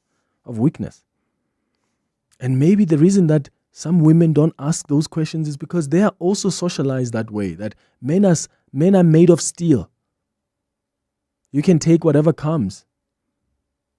You're supposed to be strong for everybody else. Supposed to provide and protect everybody else. That's a lot of pressure, and it's good, it's fine. There's nothing wrong with that. But there comes a point when life throws you a curveball. You lose a job, or you're involved in an accident. Things fall apart. Now you're seen as useless. That's not cool. We're raising children that are seeing us men as steel. We're raising children that grow up with ideas of toxic masculinity because we are not vulnerable with our kids. When your kid sits there with you and tells you about something traumatic that's happened to them and you feel like crying because you're a human being, you suppress that because you are steel, remember? What do you think the child thinks? Because the children know the natural way when something is heartfelt, the natural progression for many people is that they start shedding tears. Sometimes it's tears of joy. We can't even have tears of joy. At graduation, a whole man is scared of crying because, oh my God, what are people going to think? We really need to change that. And it starts with us and our kids and how we raise them. Timothy, you're in Johannesburg. Hi. Hi, Clement. Hey. I'm okay. I'm not okay. We are okay as men. We're not okay. Just because, you get to a point where when you're not okay, you get used to it. Now you adjust and adapt to not being okay. Now you live around not being okay to a point where everybody thinks you are okay. Yeah. That's why at the end of the day, we end up not coming forth. Because now, with this saying of saying ukalaxis, I think it only well said when it is being referred to men. Women, when they cry, they always have a shoulder to cry on. They've got a government, they've got their bodies and everything. Us as men, sometimes, even when you are crying, as men, we can have all the fun. Let's say maybe during drinking time and everything. But the minute we start to talk about real issues, real problems, they don't want. Yeah, we don't want that. They don't want to engage. They say, why are you getting deep, bro? Don't ruin the night. You get the guys, let's say we're 5. You get 3 of the guys going like, no, this is not the right thing to talk about. You see, so now you've got this problem that you thought you've got 5 guys that you can venture in. Maybe they will tell you a word or two, encourage you. Now they're running away from it. Now that problem persists for about 6 months. If maybe you don't go to a depression where you end up killing yourself, you get to a point where you get used to live with that problem. To you, it's no longer a problem. And sometimes, as a man, when you cry, if you cry more than once, they go like, Baba, you've been crying, it's too much now. You see, it is a problem now. So as much as you can encourage us to cry, we're going to start crying. But you cry 1, 2, 3, they go like, no, now it's too much. You can't be crying this much. So it is a problem. You don't know exactly what to do because your bodies, you think they're going to be with you in terms of problems, and then they're not with you. They get to say, no, we don't want to deal with this. And then the very same women, our mothers, our wives, our girlfriends, they also don't want to deal with this real problem. So we're just on our own as men. True, to tell you the Timothy. truth. True. That's why you get a person who, in a 6 months, he was in a depression. All of a sudden, you see him laughing, and then everybody will go like, yeah, you see, a man must be like that guy. You know, he just divorced 6 months ago. He was so shattered. Now he's fine. No, he's not fine. Yeah, and then the next day, that person dies of suicide, Timothy, and then they get shocked. They said, but this guy was laughing around. Yeah, because you've never given him a chance to actually be honest about also what he's going through. Have you asked him what he's going through? You see, that's the problem. Because when we see them fine, we think they're fine. You can see they are not. Yeah. It's just that now they realize that whatever they do is not going to help. They just have to have this fake smile and then go on with life. Now you've got this small problem. Now another problem comes. Now when they are 20 and all of them, you never attended to them. It is a problem. Obviously, when the 21 comes, now it's the one that is going to take you to the grave. Yeah, Timothy in Johannesburg, thank you. Do you have friends as a man where you guys actually talk about these issues? I mean, it's gotten so bad that as men, how many of us even tell each other we love each other? And I'm that guy that has male friends who often say, I love you, bro. And I always think, that's so unnecessary, bro. Of course I know that. Do you have to say it? Because it's always just so awkward. Why? Society said so. What's wrong with us telling each other, I love you? I love you as a friend. I love you, my friend. There's a few men who do that. And that doesn't mean men out there don't love each other as friends. It's because we live in a society that said when you do that, you're too soft. You're not a real man. That's ridiculous. Leslie, Tammy, Jack, Norman, I'm going to start with your calls after the latest in Eyewitness News headlines. It's 10:31. Swisso, good morning. Thanks, Clements. Good morning. South Africa's annual consumer price inflation has remained unchanged at 3.2% in February. This is the same inflation reading reported by Stats SA for January. The pause follows 3 consecutive increases from last year's lows. The city of Ekurhuleni says a strike by the Metro's officers is unprotected. Cops have brought traffic to a standstill on the East Rand this morning, blocking major routes including the N12, N3, R24 and N17. It's believed their grievances are related to reduced overtime hours. And the Israeli army has ordered people in Gaza to evacuate following threats of renewed attacks in the Strip. Tel Aviv's forces say they are targeting combat areas in the north and south of the Palestinian territory. Israel resumed strikes this week, killing more than 400 civilians following the breakdown of a fragile ceasefire. And those are the headlines. This EWN and more at 11 or as it happens. EWN Traffic. While leaving Ekurhuleni, traffic remains heavily backed up. This is heading towards Joburg. This is all due to EMPD strike and blockading the N3 North, the R24, N12 West, as well as the M2. So at this stage, if you're in the Germiston area, avoid the Gululis interchange. You can expect about a 30-minute delay through them. In Selby, also slow-moving traffic leaving the Joburg CBD. This is M2 westbound between the Crown Interchange and Main Reef Road. Look out for those faulty traffic lights in Midrand at Old Pretoria Road and Allendale. There's also traffic lights not working still in Sandton at Grayston and the M1 North. If you come across any other traffic issues, please SMS us on 31702. We are also on X at EWN Traffic. There's more EWN on air, online, and on the EWN app.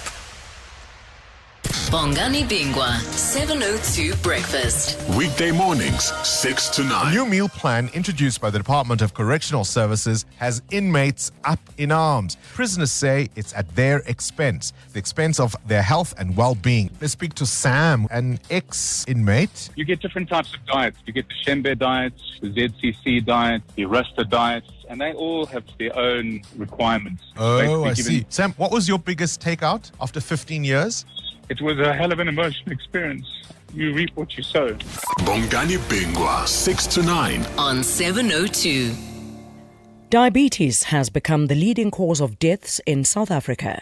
Every hour, at least 3 people die of diabetes in this country. This means that in a year, we lose more than 30,000 people to this dreaded disease. This is a silent pandemic which requires active participation by all of us. You may be asking, what can I do as an individual? Limit intake of foods and drinks high in sugar and be physically active. Eat right for a better life. Foods high in sugar, fat and salt can lead to obesity, diabetes, high blood pressure, heart disease and certain cancers. This message is brought to you by the National Department of Health. The wait is over. The award-winning musical Dear Evan Hansen is now on stage in Joburg. Dear Evan Hansen. A winner of 6 Tony Awards, including Best Musical and from the creators of The Greatest Showman. Dear Evan Hansen is a must-see story of hope, connection and finding your voice. Live on stage at Monte Casino's Teatro from the 15th of March. Book your seats now at showtime.co.za before it's too late. Dear Evan Hansen, you will be found. In association with Mnet and 947. 702 was in conversation with DigiCloud Africa, discussing how businesses in Africa can leverage data and analytics to gain a competitive advantage and drive growth. Here's what was shared. When we're looking to the future and you see all of these discussions around AI, generative AI or LMs or the other things, it very much centers around how do you get the maximum value from your data and the principle of garbage in and garbage out. Can you have too much data? If it's rubbish, yes, absolutely. So It's about getting the right data into the system that you can really transform and do something with. That in the future, if you're not doing it already, you can train some amazing learning models on it and then have that add value to your business. So the question is not so much, is there too much? It's, is it good data? 702 in conversation with DigiCloud Africa. Thinking Google Cloud? Think DigiCloud Africa. 702 Healing Hour. 24 minutes before 11 o'clock. We're doing our monthly feature today. We call it the Healing Hour. And today we are talking about men and providing an outlet for men. I want to know how you are doing. We live in a society that often lacks outlets for men. A society where traditional masculinity represents strength. And as a result, a lot of us are struggling to find a safe space to open up about our emotions, about our vulnerabilities. And this is that space that we're trying to create here. I've got so many calls here, so I'm going to ask you guys to just be quick and sharp and straight to the point so that we can take as many calls as possible. Let's start with you, Norman. You're calling us from Senton. Good morning. Good morning, Clement. How are you? I'm all right, man. Go ahead. All right, man. So, like, my 2 cents on the whole topic is, like, the guys are going through quite a lot. And the reason why I'm saying that, I've got a lot of female friends. So my female friends talk to me a lot. Some of them are married. Some of them are just dating about what's going on in their relationships. And then you will hear about how they're speaking, about the man. No, he doesn't work, or he lost his job, and she can't put up with this, and blah, blah, blah, blah. And you find out in cases where the guy's got nothing to do with the reason why he or she lost his job. But now the guys are going through, through the most because of that. I've got currently one that he lost his job, but he can't tell the wife. Because of how demanding the wife is, and she's scared he's going to leave her, she's going to leave him, etc., etc. So they are going through quite a lot. And the thing is, I think the thing about don't cry, where I think it stems from growing up, where you were told, like, as a guy or as a man, you're not supposed to cry, blah, blah, blah, blah. And like we're carrying that through out into our adult life. And I don't know, I just a thing that I always say to my female friends is like, you know what, to find out they'll be putting pressure on their husbands or their boyfriends because they need money for their hair, they need money for this, and I'm like, you want to look beautiful, you want to have nice nails or beautiful nails, why can't you pay for it yourself? No, he must pay for it. And I'm like, but like, and I think also, Clement, as I think sometimes even starting off relationships with that leads some of them into marriage. Sometimes I think like as guys they overcompensate, like, because like he wants to impress and be saying Maria blah blah blah, and now you're creating that bar, and now you need to maintain that that standard and stuff like that. Because you're out. Yeah, and when you change later on, they're like, what happened here? Yeah, Norman, thank you for calling us. Someone else says on the WhatsApp lines, someone says, Clement, I dated someone whose father passed away. I never once saw that man cry, not even at the funeral. I was very concerned about him. And once again, that's how hectic these things are. People bury and suppress so many feelings. And that's not healthy, guys. That is not healthy. You're a human being. At some point, all of those things you're suppressing, that's going to be they're going to blow up. And when they blow up, God forbid, it may be too late. Allow yourself the human experience. But as a woman as well, your men around you, allow them the full experience of humanity. And that includes emotions. That includes vulnerability.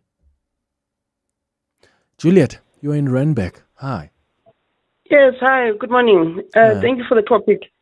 Awesome.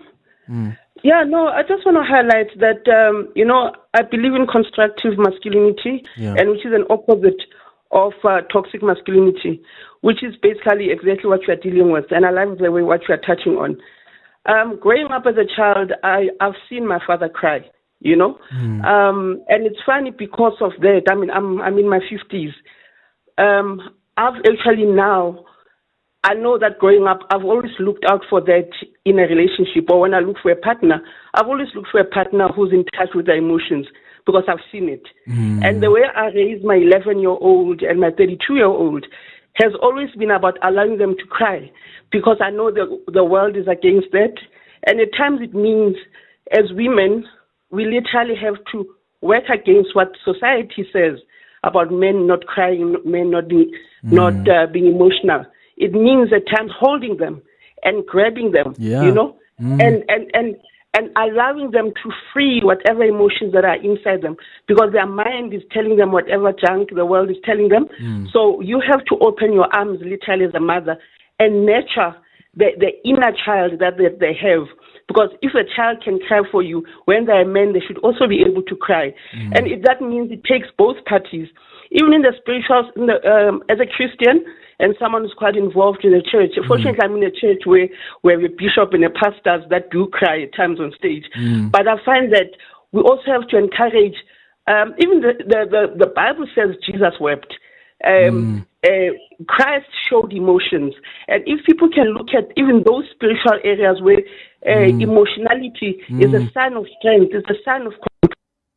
And so our society, we must challenge our society, our churches, our institutions, our schools, our traditional spaces to say, let's nurture what is natural rather than turning men into these military things. Why should men be still? Because we are not at war. We actually, as women, as mothers, we want emotional partners that can help to nurture our children, because we are not preparing society for war. We are not preparing our children to go to war. We are preparing children to be able to be good partners, to be good parents. And the only way is to encourage that, and let's literally force it out of men, and let's work together on this. Juliet? It's not us against them. I wouldn't have said it better. Thank you so much. Thank you for calling. Your contribution is so valuable. Juliet is calling from Randburg. I will recommend this book, Daring Greatly is the title of the book. I read it sometime last year by Brené Brown. Really, if you as a man are also struggling with vulnerability, this is a book that you probably just want to read, because it teaches you about the strength of weakness, the strength of vulnerability. Check it out. It's titled Daring Greatly by Brené Brown. Lisiba, you're calling us from Pretoria. Good morning. Hi, Clement. How are you? Sure, man. Go ahead. Good. I think this issue is multi-layered, why men can't share emotions, and then it results into depression. And it boils down to how we were both raised as men and women. If you go back, there are instances where in some families, a lady is raised in a home where the father is a strong man. He never cried. The mother was never seen accommodating a man who cries or a man who pours out. So he's a strong guy, cries. the boy is being told to not be a sissy and be a big boy and be strong. And then the other one is that the lady who never saw that. So it's different things that have trained us as men and women. So this lady was born in a home like that. As she grows, when she becomes somebody's wife, she doesn't have the training. We also don't have the training as men to also cry and pour out to our women. So it's multi-layered. And also another thing, I think, as men, we also need to understand ourselves and know ourselves and understand when you know yourself, you know the type of a person you are, you know that you cry, you know that you do struggle with emotions and you can become vulnerable. So when you go out there looking for a partner, look for a partner that you know that would be able to look at you as a guy and be able to accommodate you when you cry. So I think this issue is multi-layered, but it starts with us. In order for it to change, we need to let go of the education that we received from home. As a boy, when I couldn't cry and I was told that I must not be a sissy. As a lady, you didn't see your mom accommodating a man who cries, and you were raised by a strong man who never cries. Understand that type of education, it's not right, and it can avoid a lot of things. So I think that the issue is multi-layered. I agree with you, Lisiba. Yeah, I agree with you, Lisiba. Lisiba in Pretoria, thank you. Leslie, you're calling from the Johannesburg CBD. What are your thoughts? Good morning.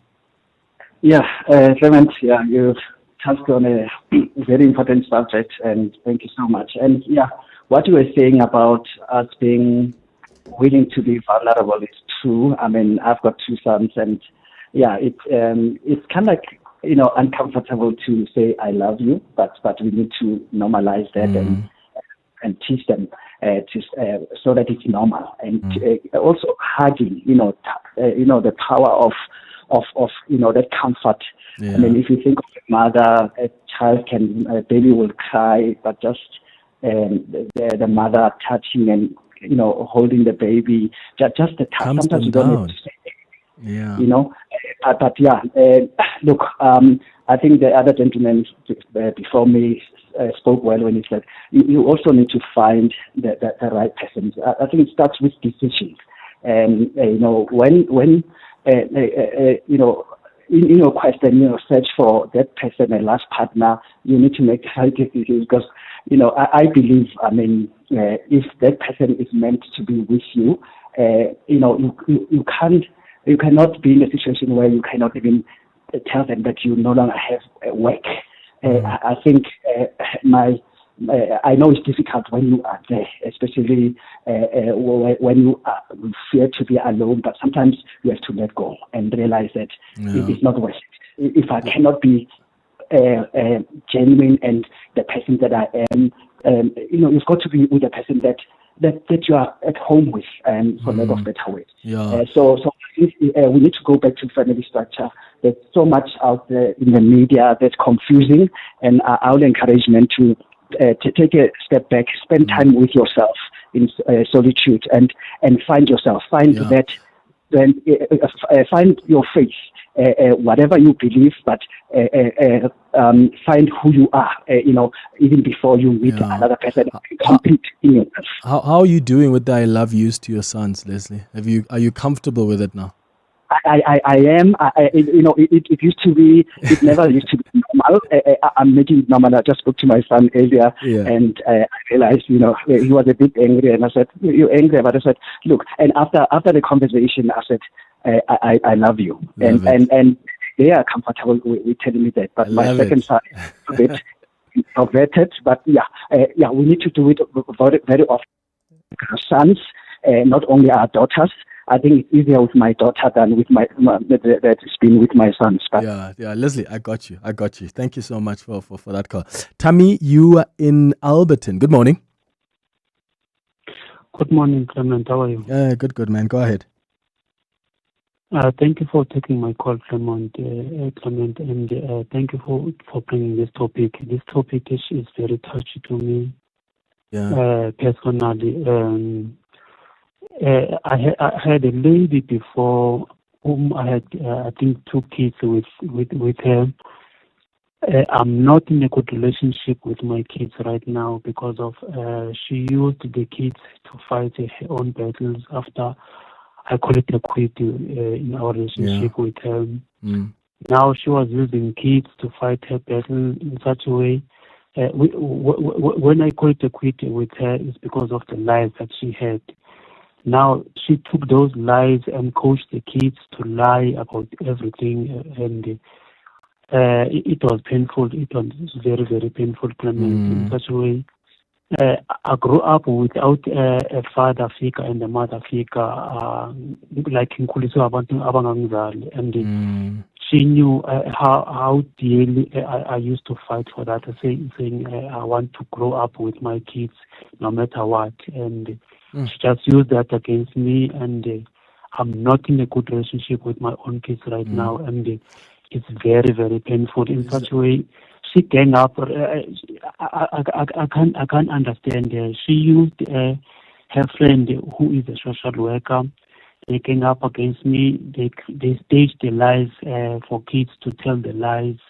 I was staying with the kids. They were happy with me and with my partner. And because of she was just jealous that the kids are staying, they are happy where they are staying.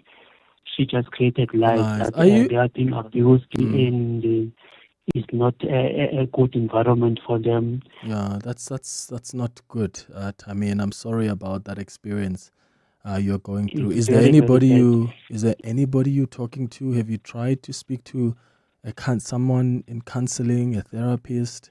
Because these are things that you need an outlet for. Do you have friends that you talk to about these things, or does your partner create that environment for you to just express how you feel about this whole situation?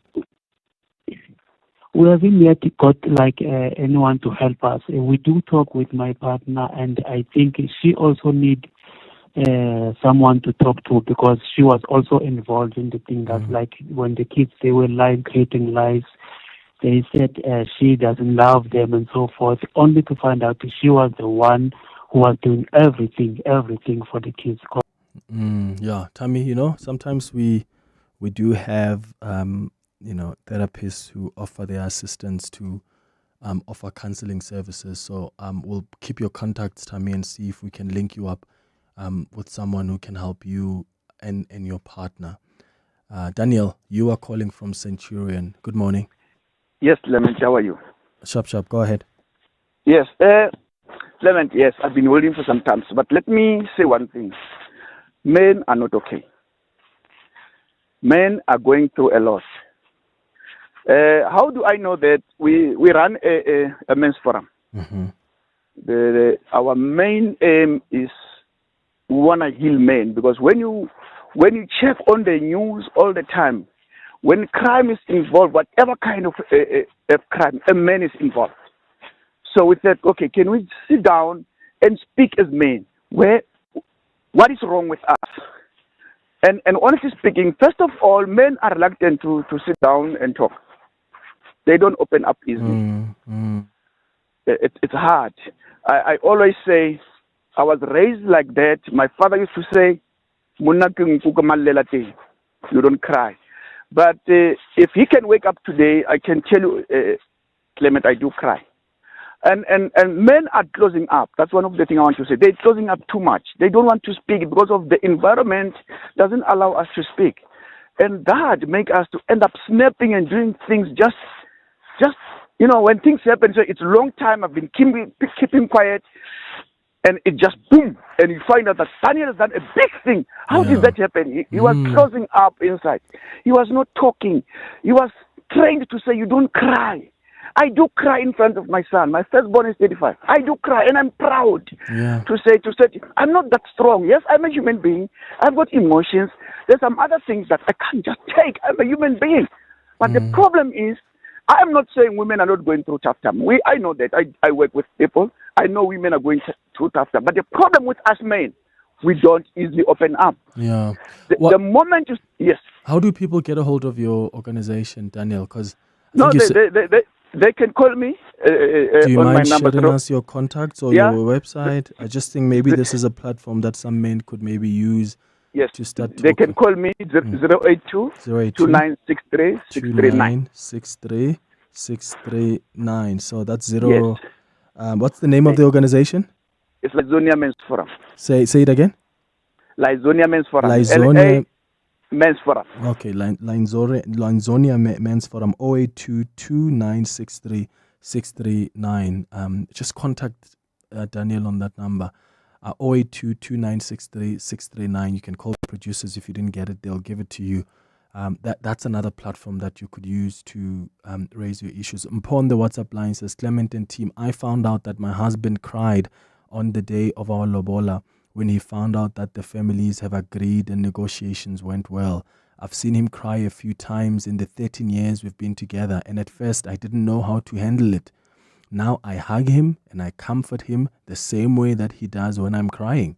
It seems to work. I respect him a great deal for being vulnerable around me, and I understand that when he shows tears, he's feeling pain on a much deeper level than normal.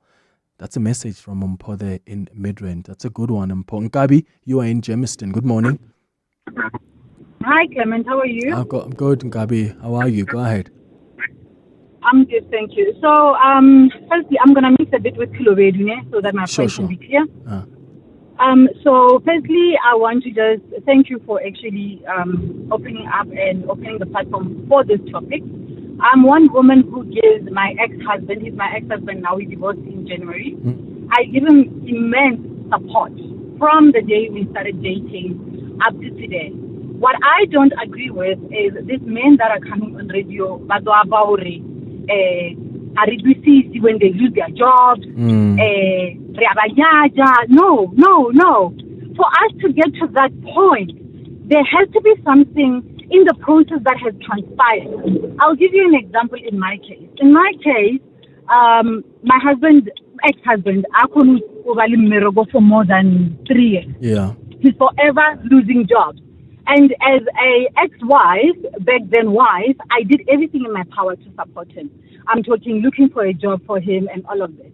What I don't like about these men that are complaining, these men are the men that throw pity parties for themselves and expect us as women to stop our lives and then comfort them.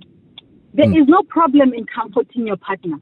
However, when it happens quite a number of times, as a woman, what did I marry? Who did I marry? We give support. A woman's natural ability is to support, is to nurture and empower. Now, it comes to a point whereby those elements are disturbed, or better yet, are no longer available because they are depleted. We are human.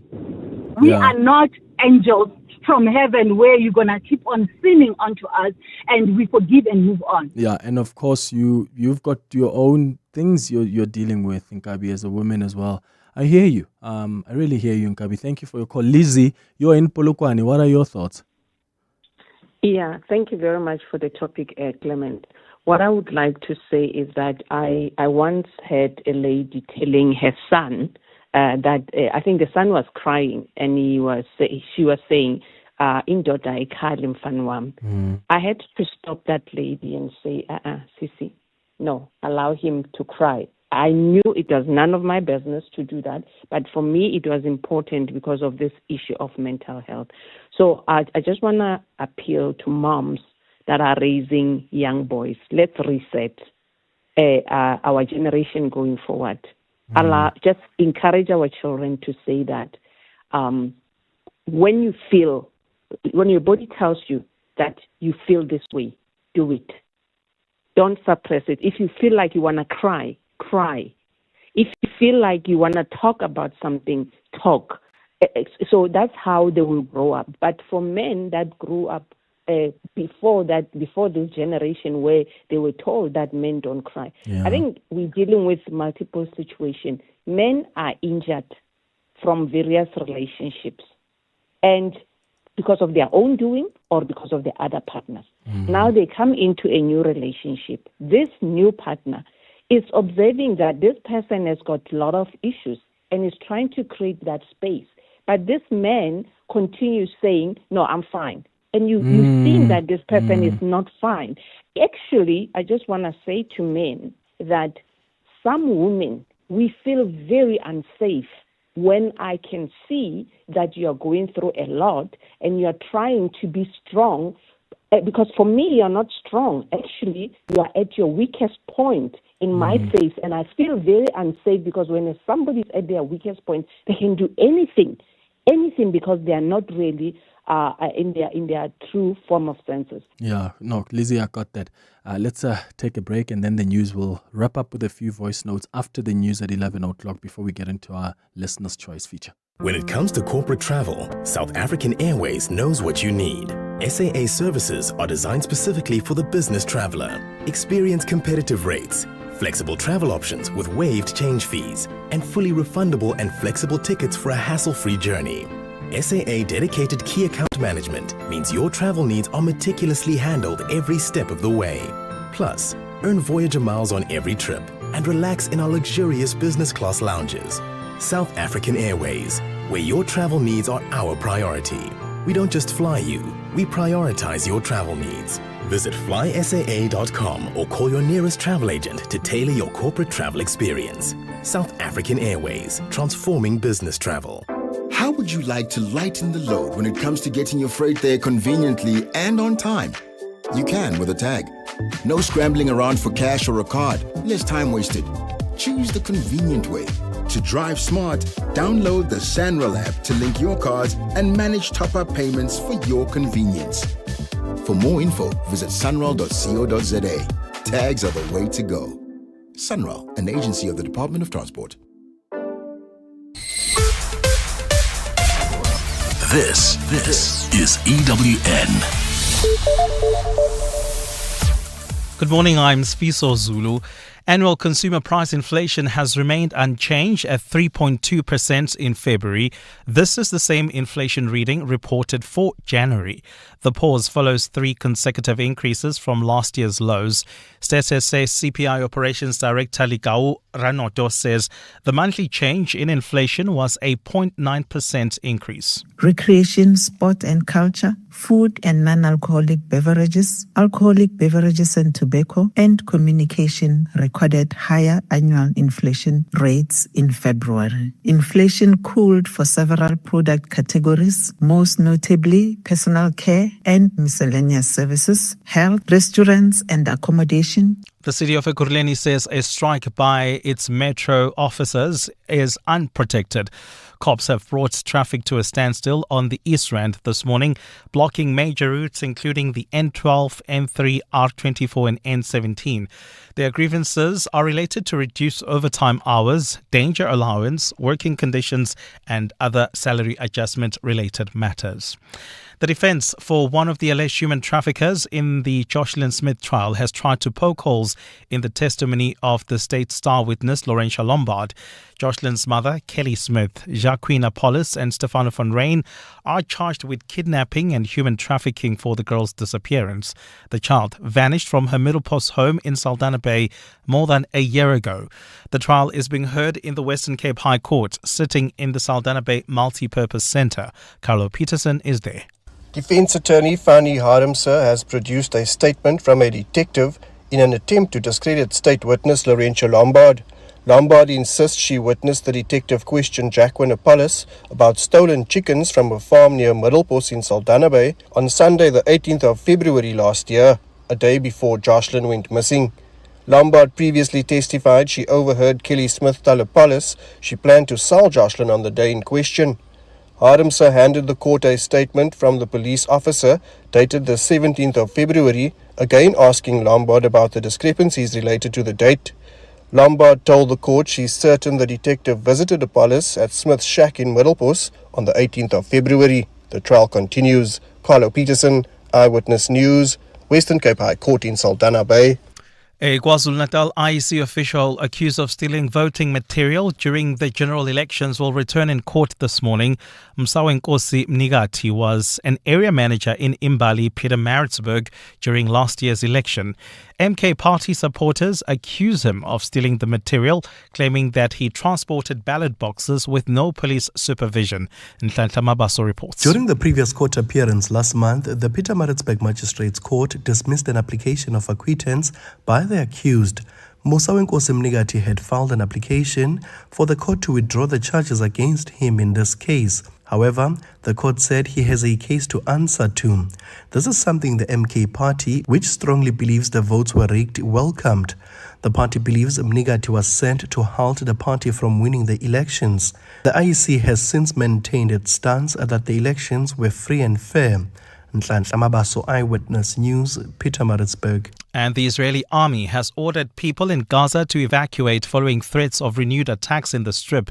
Tel Aviv's forces say they are targeting combat areas in the north and south of the Palestinian territory. Israel resumed strikes this week, killing more than 400 civilians following the breakdown of a fragile ceasefire.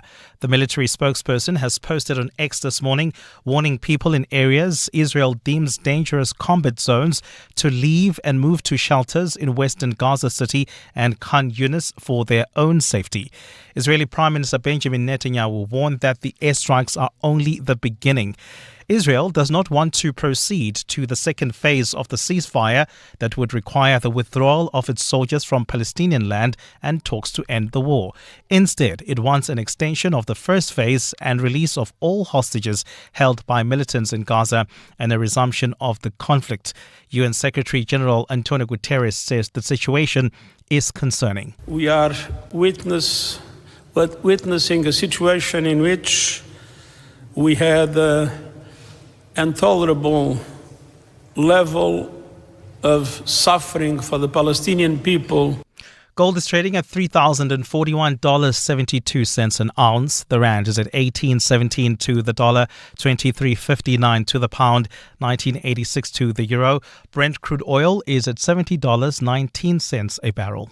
In the traffic, we have some good news. If you are leaving Ekurhuleni heading towards Joburg, traffic is now free flowing. That's on the R21, R24, N12, as well as the N3. It looks like the EMPD blockade has been cleared. However, if you are in the Selby area, expect about a 20-minute delay on the M2 westbound. That's leaving the Joburg CBD between the Crown Interchange and Main Reef Road. A partly cloudy day in store for Gauteng with isolated showers and thunder showers expected. The temperatures will peak at highs between 23 and 26 degrees. The top story in EWN this hour. Annual consumer price inflation has remained unchanged at 3.2%. EWN, in touch, in tune, and independent. For the latest, visit ewn.co.za or download the EWN app. Your stories, your questions. 702 listens. You're with Clement Manyathela on 702. Let's walk the talk. Streaming on the Prime Media Plus app. DSTV channel 856, 92.7 and 106 FM.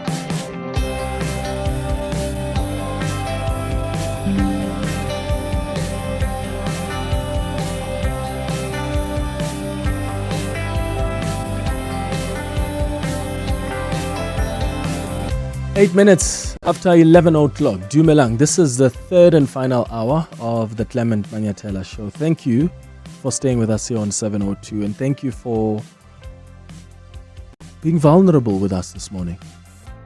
Thank you for calling us in the healing hour and for sharing what your thoughts are about what men are going through. Men are not okay out there. They're not. And we are not doing ourselves favors as men by avoiding conversations even when we are talking to our own friends. We're not doing ourselves a favor by suppressing emotions and refusing to show our children that we're human. And I hope that today you've walked away from that conversation knowing that it's okay. It's okay to have the full experience of being human. In front of your partner, in front of your wife, in front of your children, in front of your siblings. It's okay to do that. That's not a sign of weakness. And if you are struggling with vulnerability like I am, and many other men out there, check out this book, Daring Greatly. That's the title of the book by Brené Brown. I read it last year, and I think it's helped me in some way to start being comfortable and to start appreciating vulnerability and stop seeing it as a sign of weakness. And also normalize saying I love you to people, which is something I also struggle with. Even when people say it to me, I always just find it awkward and weird. But we all learn. We have to realize that there's an issue and we have to learn. And vulnerability is actually a sign of strength. And that's what you'll read about in that book by Brené Brown. I want to wrap up with these voice notes that came through before we get into our Listener's Choice feature. Good morning, Mr. Clement. Hope you're well. The fact of the matter is that nobody cares, Mr. Clay. Nobody cares. People might act as if they are concerned and they care and well-being and this and that. Nobody cares. Nobody cares about a guy who's going through stuff. Nobody cares about a guy's mental health. I don't know. I don't know how to put it. But, and also as a guy, you cannot offload such things to your partner, wife, even the love of your life, and I don't want to make it a man versus woman type of thing, but some things are so heavy. You carry it as a man and you just keep on going. You find an outlet and you release. Hopefully it's a healthy one. I mean, I've been at a place where I wanted to take my life and took action to try and take my life. But the only thing that held me strong was my faith and my belief in Christ. Hi, good morning, Clement. You know, this is a man's world, they say. We live in a world where rules were made by men, where how women are to be treated, behaved, dress up, and do whatever they do is determined by men. And even the fact that men should behave a certain way, not show emotions and so on, those rules were created by men. And men must undo those rules. Anyway, in my house, I have created a safe space for my husband to show emotion, for my boys to show emotion without judgment. And I have been intentional about that because I know that there are social constructs that are very destructive to people.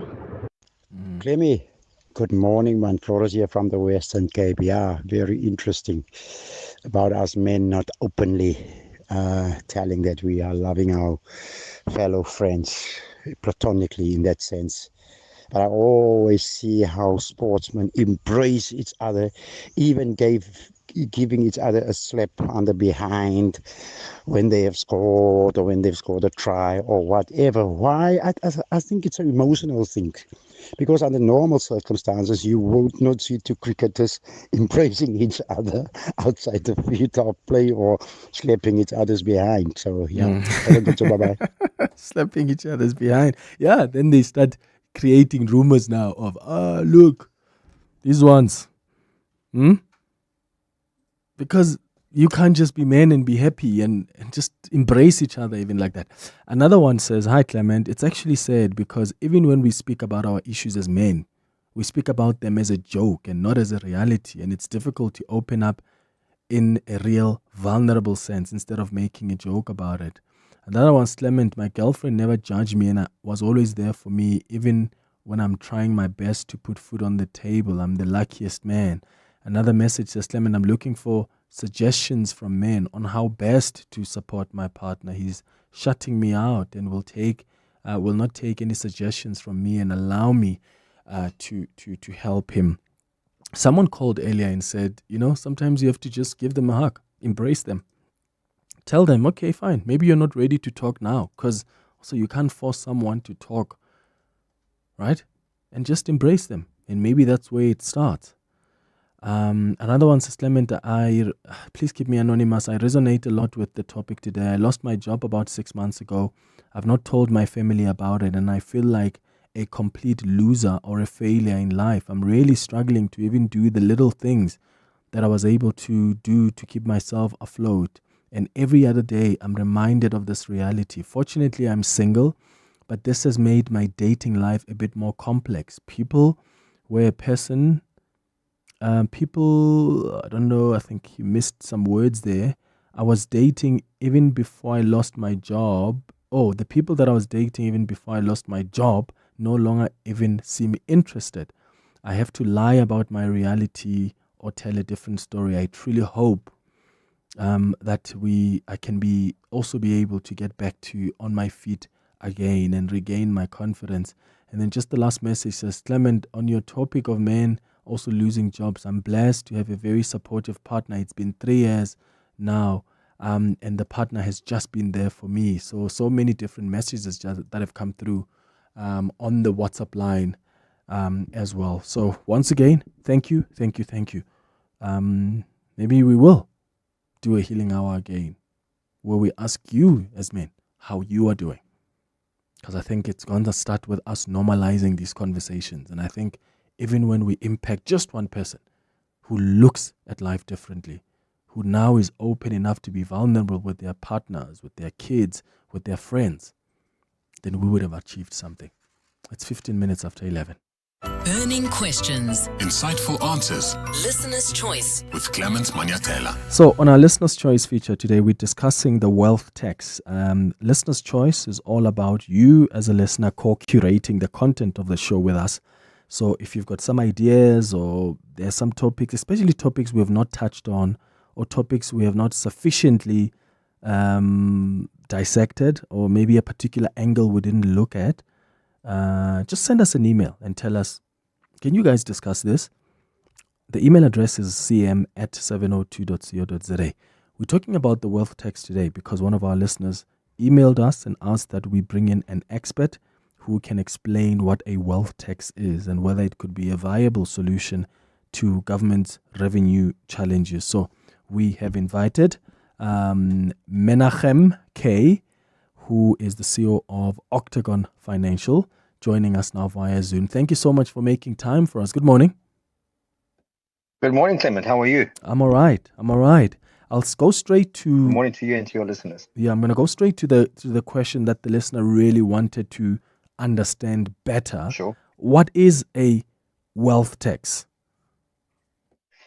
A wealth tax, Clement, is essentially a tax levied against the more wealthy of financial community, so as to bring revenues into the fiscus and to be able to use those revenues to assist those who need the money financially. Essentially, it's a way of increasing taxes for the fiscus. Okay, and how do we know who is wealthy? Because even when the finance minister, was talking about how some people suggested that, that government consider a wealth tax, one of the concerns or arguments that are put forward for people that are against it is that, well, do we really know what's the net worth of people in this country? Do we really have a register where we know what they own? What is their net worth? Then if we don't, then is it then not going to make it difficult for us to determine if people fall within a particular wealth bracket? It's actually an excellent question. I mean, the simple answer would be we would use our tax revenue services. Edward Kisweder, the head of SARS, will tell you, and he is an incredibly good commissioner. And they, by virtue of who pays what taxes, should know who is wealthy and who is not. However, we live in a society where, as a result of inherent corruption within our society, that not everybody that should be paying taxes is. And so there will definitely be those who are outside of the tax environment that are extraordinarily wealthy but are not paying taxes. But I suppose, that kind of goes to the broader question. The broader question is whether a wealth tax is a viable option or not. But essentially, the tax commissioner should be able to tell us who is wealthy and who is not. Yeah. And some people make an argument that, well, if you look at South Africa, I mean, almost half of our taxes come from 570,000 or so individuals. And so that's already a tax on the wealthy people, because that represents 7.2% or so of individuals who are taxed, but only 3.9% of individuals are probably who are employed. So there are few people, I guess the point I'm making is there are few people who are employed in this country. When you are earning a particular amount of money already, your tax shoots up at 40% or just over 40%. Isn't that already a wealth tax? And I think that's an argument that other people make, that the people who get paid more, they get taxed more. Isn't that a form of wealth tax on its own? Well, Clement, I think it's a broader question. It goes down to essentially a socialist view of taxes versus a capitalist view of taxes. So the socialist view of taxes is that those who have more must pay more taxes so that those who have less can share in wealth. That's a socialist view, and it's a very noble intent. I mean, surely the way I just put it across sounds very attractive to most. Unfortunately, it's never quite worked, and the reason for that is if you disincentivize a person, and if you say to them, no matter how hard you work, we're going to tax you more and more, and for those who don't have jobs and are not able to contribute to the fiscus, we'll give them more and more, which is very noble in intent. Yeah. Unfortunately, effectively, it actually doesn't work. So the argument against wealth taxes is a few issues. I'll try to distill them quickly. The first, as you've already mentioned, is that the higher earners are already paying extraordinarily high tax. South Africa has a very, very high tax environment, and so there is essentially a wealth tax already. That's the first thing. The second thing is that, as we discovered since the whole VAT debacle with Ernest Ngwana wanting to raise taxes by 2%, in a very few short weeks, it's been uncovered. Although I think we knew this already, we don't have a tax problem in this country. It's not that we don't have enough money coming into the fiscus. Our problem is that the money is not being distributed correctly. Number one, and number two, that it's being wasted. And the reality is that if we were to stop wasting money, the taxes already been brought into the fiscus would be more than enough to subsidize education, policing, hospitals, etc. This is what our poor people need. So, very briefly, a wealth tax has a very noble origin, and it is a wonderful idea. But in a country like South Africa, stop wasting money, stop spending money poorly, stop corruption. There'll be more than enough money for everybody to have what is necessary, so that people in our country can get access to proper education, to proper hospitals, to proper healthcare. We don't need a wealth tax. The next question that this listener wanted to have answered was, if a wealth tax does get implemented, what then happens to like income tax? How does it then differ from income tax? Well, it very much depends. That's another excellent question. It very much depends on how it's implemented and what way it's implemented. But what I think lands up happening is eventually the people who are contributing, and you gave some beautiful stats earlier on, but the people who are contributing to the fiscus feel that they are carrying far too broad responsibility, and eventually they immigrate, or they stop paying taxes, or they look for ways to avoid paying taxes, and it actually just doesn't work. I think we need to differentiate, and I've mentioned it a few times already, between what is a beautifully academically noble idea. Communism, socialism, these are beautiful ideas in theory. They're horrible in practice. I mean, I was listening to your previous stint when you were talking about mental health and giving men a healthy space to express how they feel. I think it's important that we as a country take a look at ourselves in a very open and honest way. Yeah. We do not have a revenue problem in South Africa. We have a spend problem in South Africa. Mm-hmm. I want to give the listeners some opportunity to also ask some questions here about the wealth tax. You can do so on 072-702-1702. Alternatively, call us on 011-883-0702. Let's speak to Chipetso, who's calling us from Four Ways. Good morning. Hi, good morning, Clement, and good morning to your experts. Sure. I think that, yes, he clarified it. He clarified a bit, but I wanted to say that as far as I know, currently in South Africa, there is no such thing as a wealth tax. I think that there is a discussion regarding that, but SARS does have a unit that is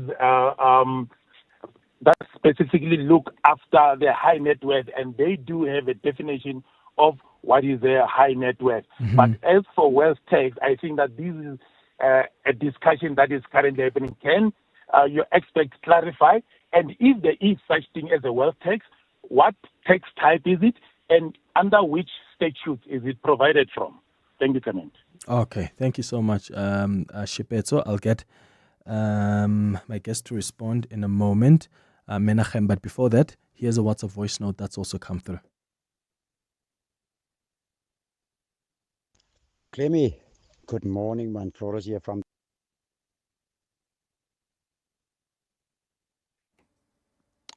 with that. Hi. Just another point of view that you need to take into account. Remember, people that are high net worth individuals or have to pay a lot of tax, pay people to limit their tax burden. They have experts to manage their tax requirements and all of those things.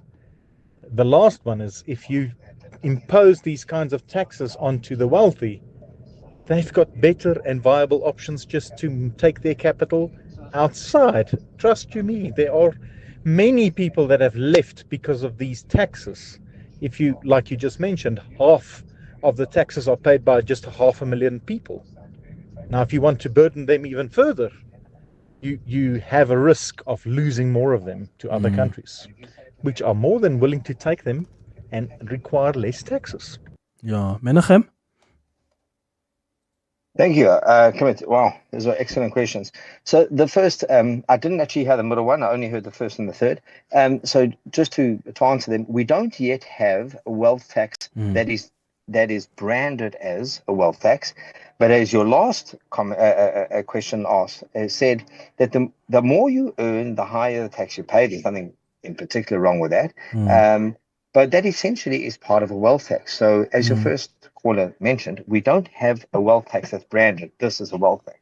But as you earn more, you pay more. This essentially means that less and less people are covering a further and further burden. And as your third person said, you continue to do that. You continue to load people with the tax liability.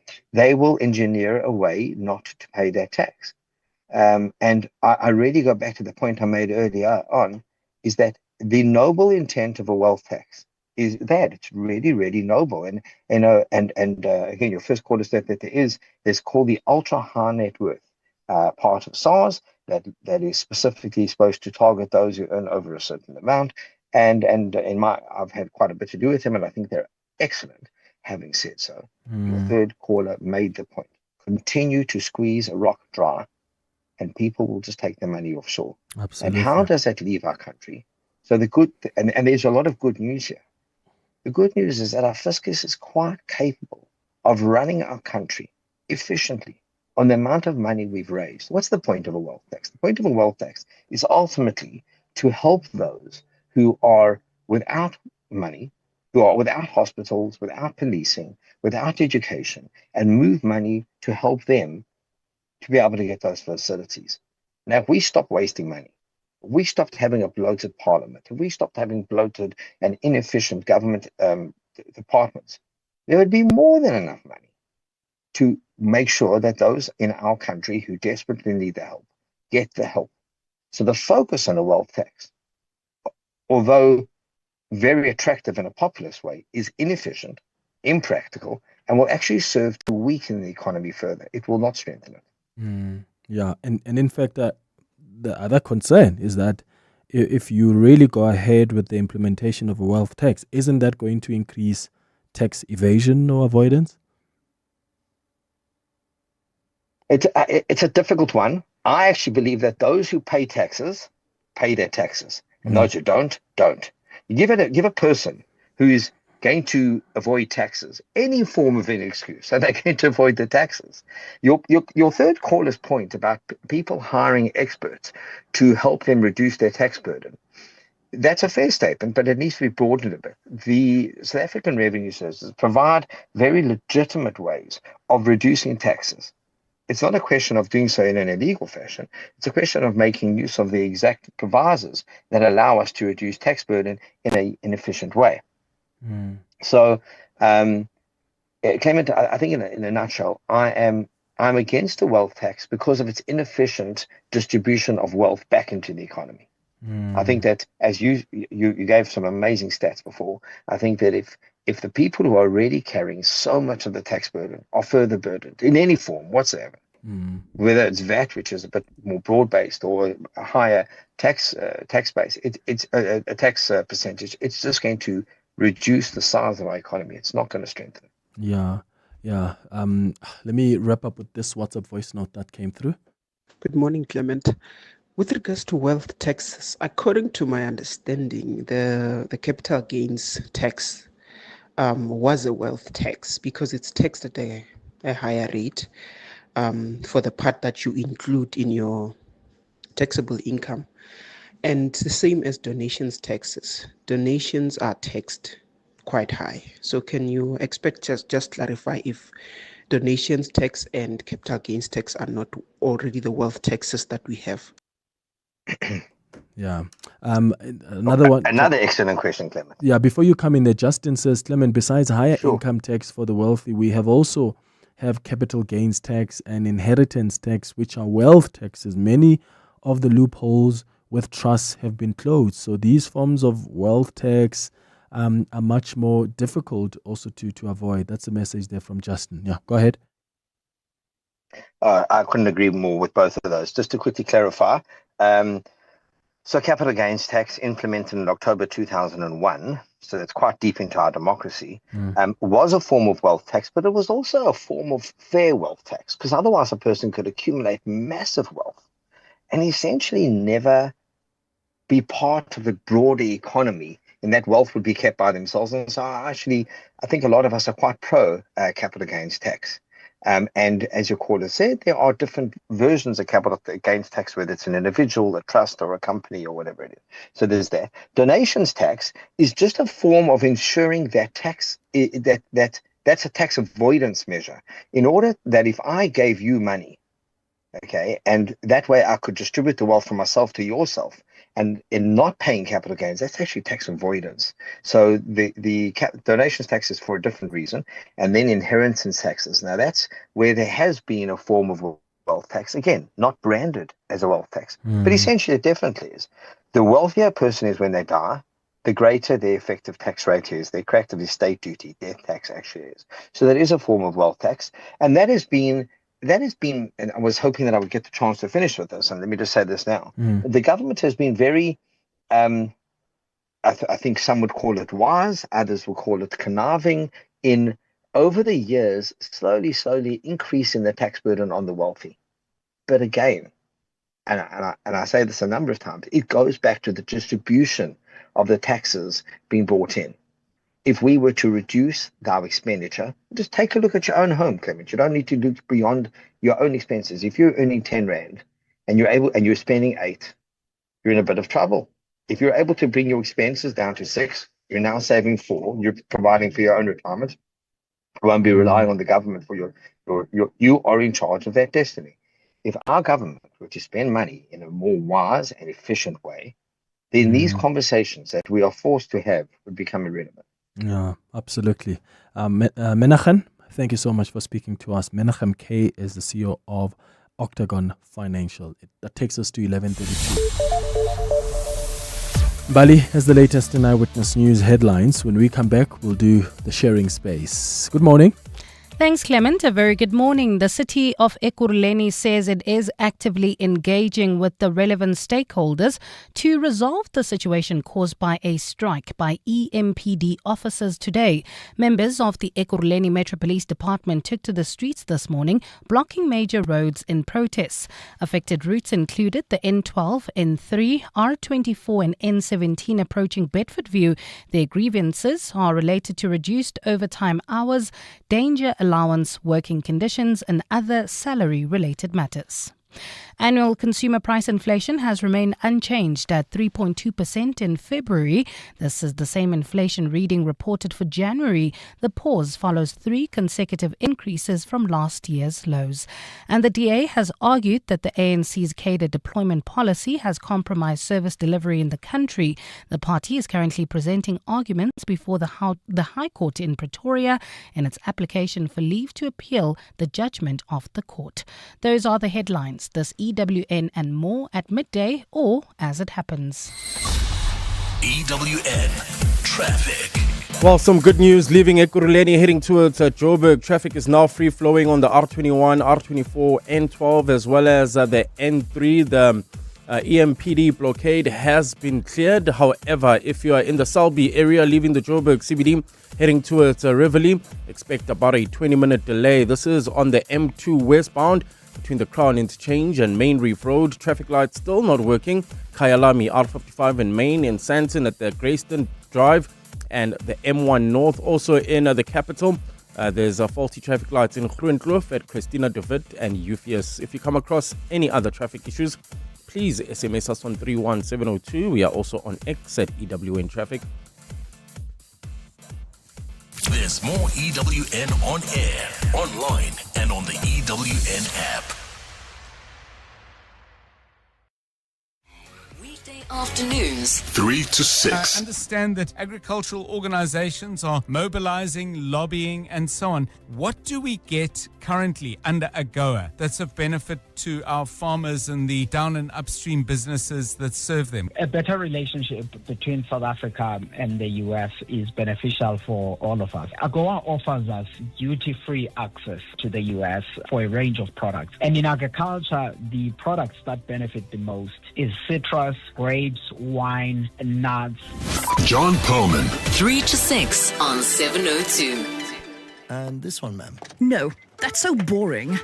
We need something special for the shoot. What about this? The ultimate statement. Sleek, powerful, and timeless. Now that's next level. The new GWM Jolion Pro HEV. I can already see the cover. The Haval Jolion Pro HEV. Get ready for all the attention. From 6199 per month. Visit gwm.co.za for T's and C's and to book a test drive.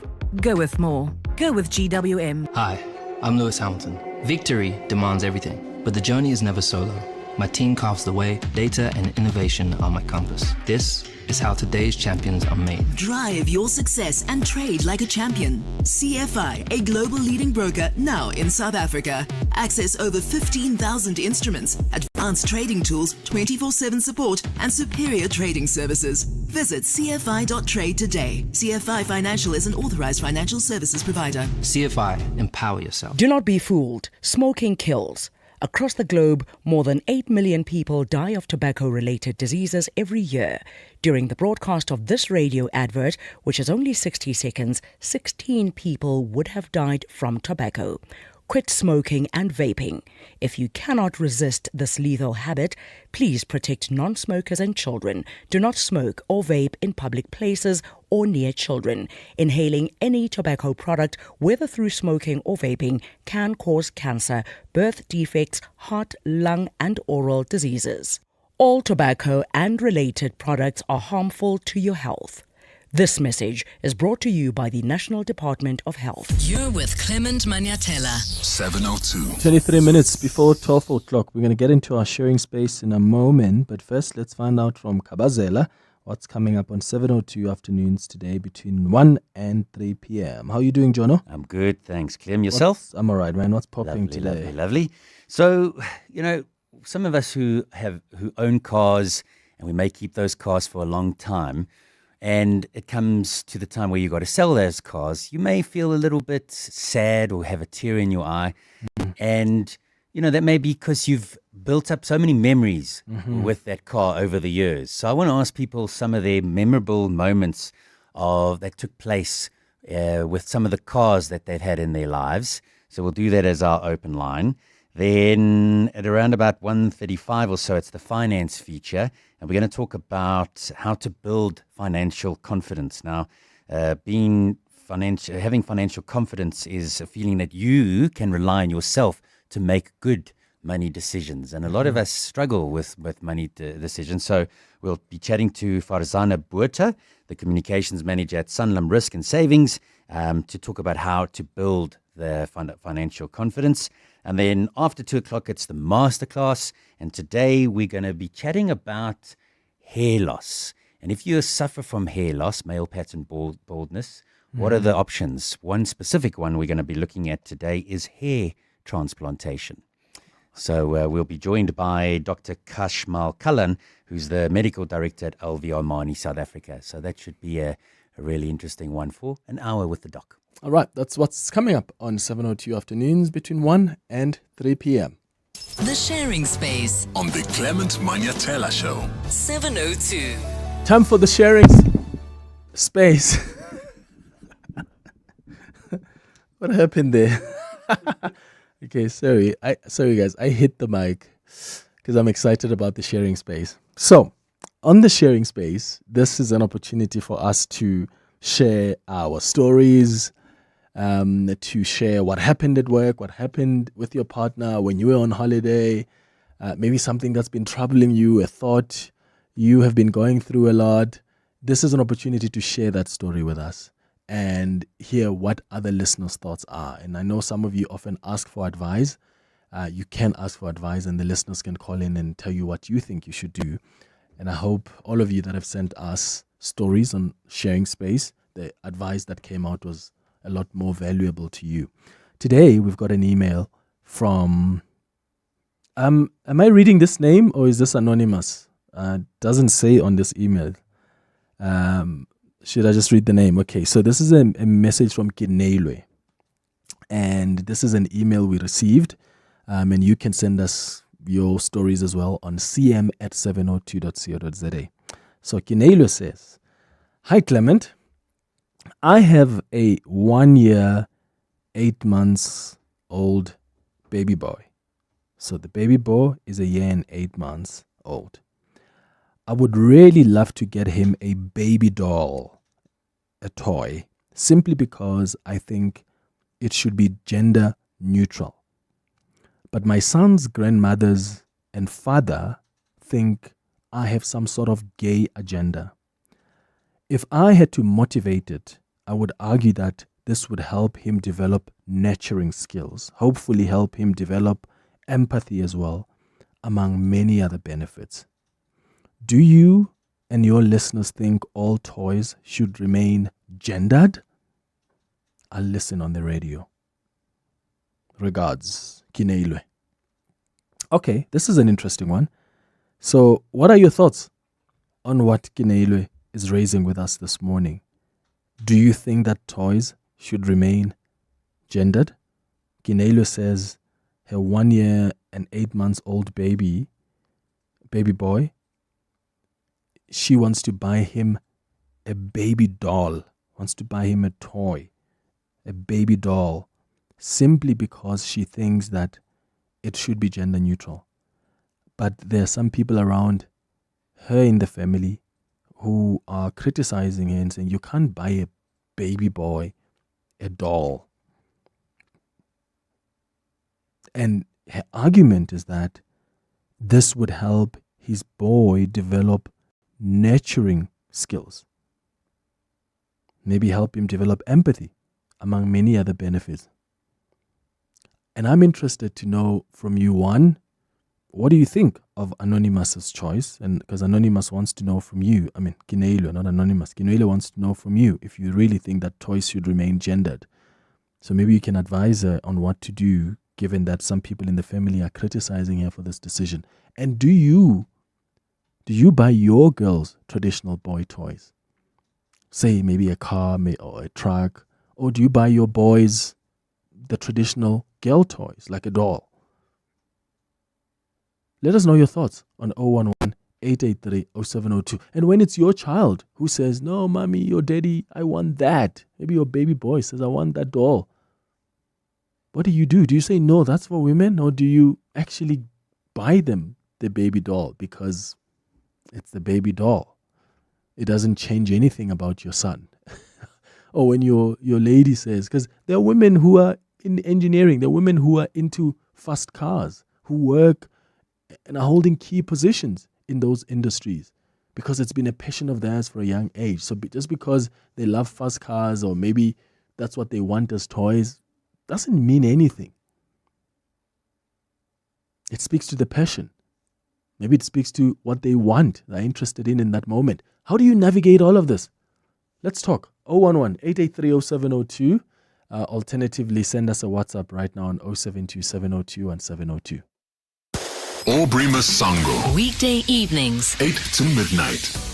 You say that the involvement of the presidential task team in trying to fix Joburg is an admission of a lack of capacity. You have politicians who are more skilled in factional politics rather than governance. So if you were to talk to them about the next ANC elective conference, they are very well versed about that. When it comes to governance issues, they lack the technical capacity.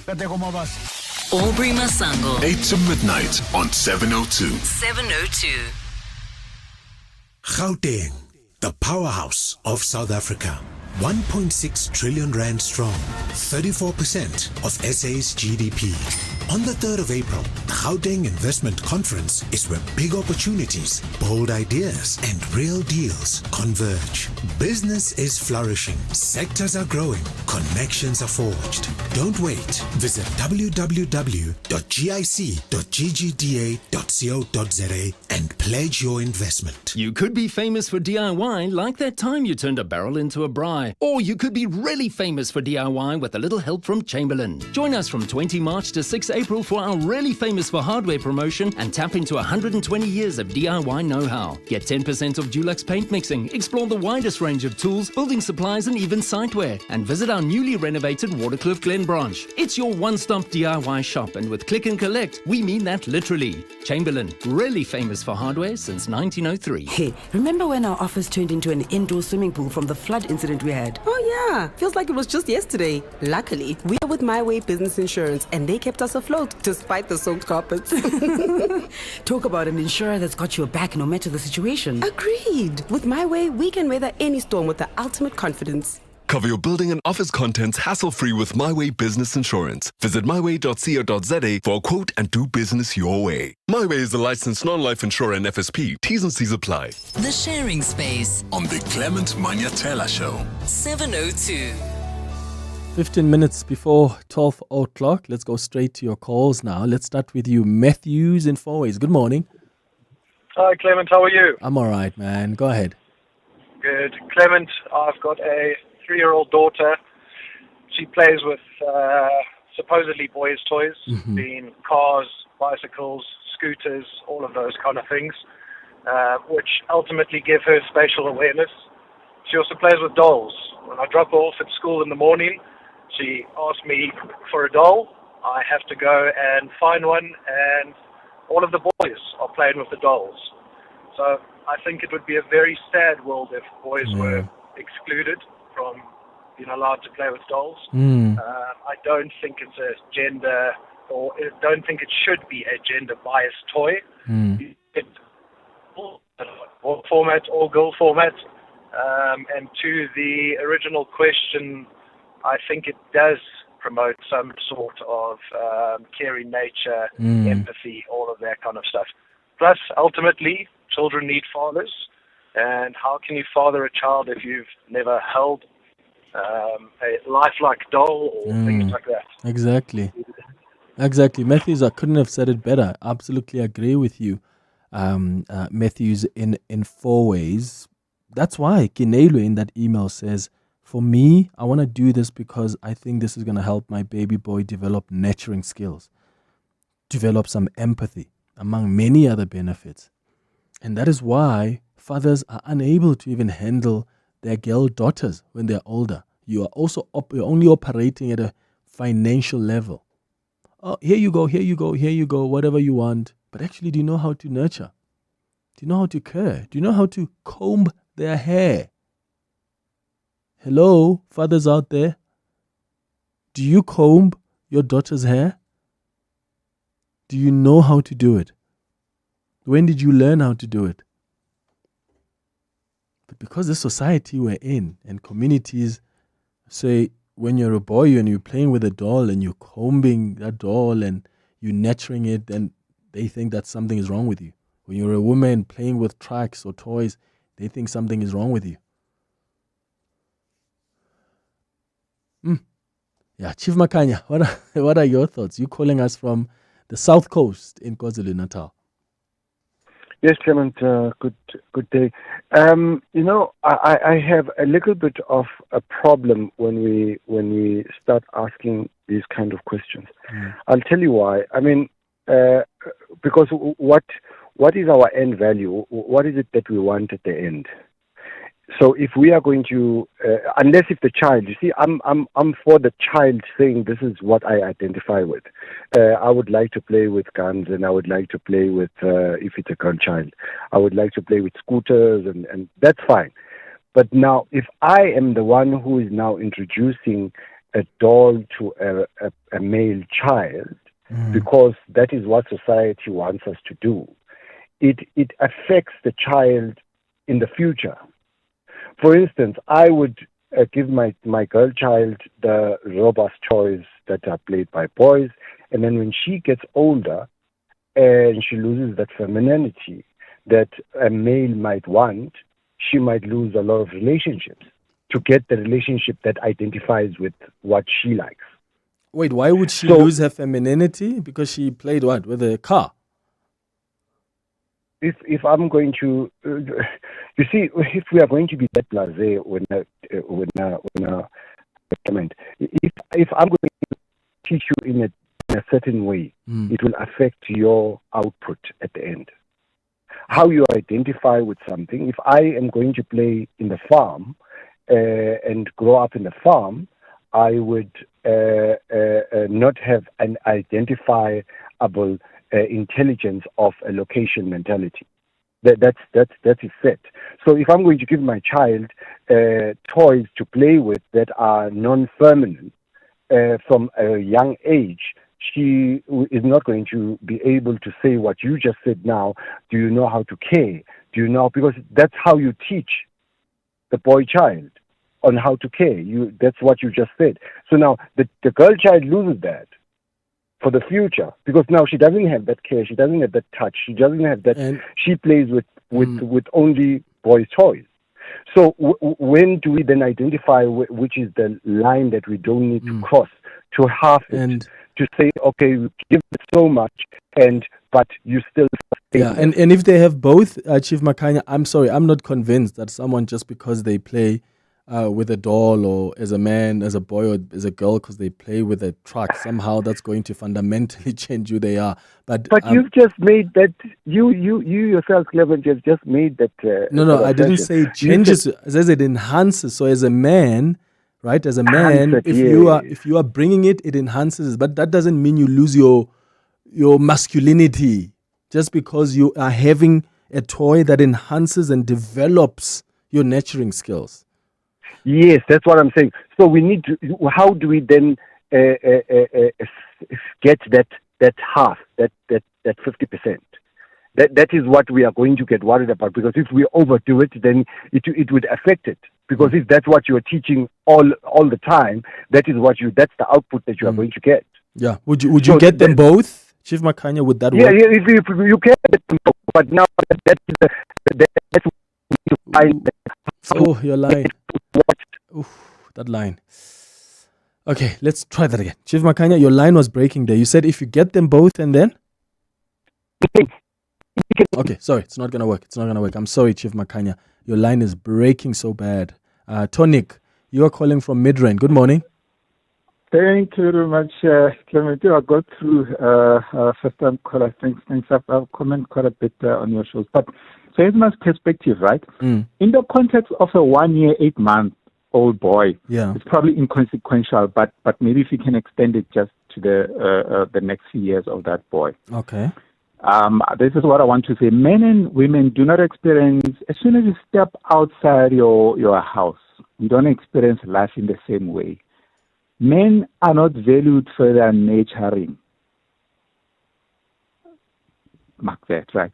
So buying. If I had a daughter, I would buy. In fact, I've bought my daughter.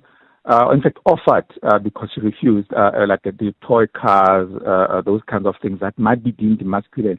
But it's not necessarily that way, because she will also drive, right? Although as she grows up and she has a partner, she might then prefer, even if it's her own car, to be in the passenger side. So can you see that we don't experience life in the same way? So buying a toy car to a girl might advantage the girl, but buying a doll for a boy does not necessarily advantage the boy, in the sense that the boy is not valued out there for his nurturing. Really? Okay.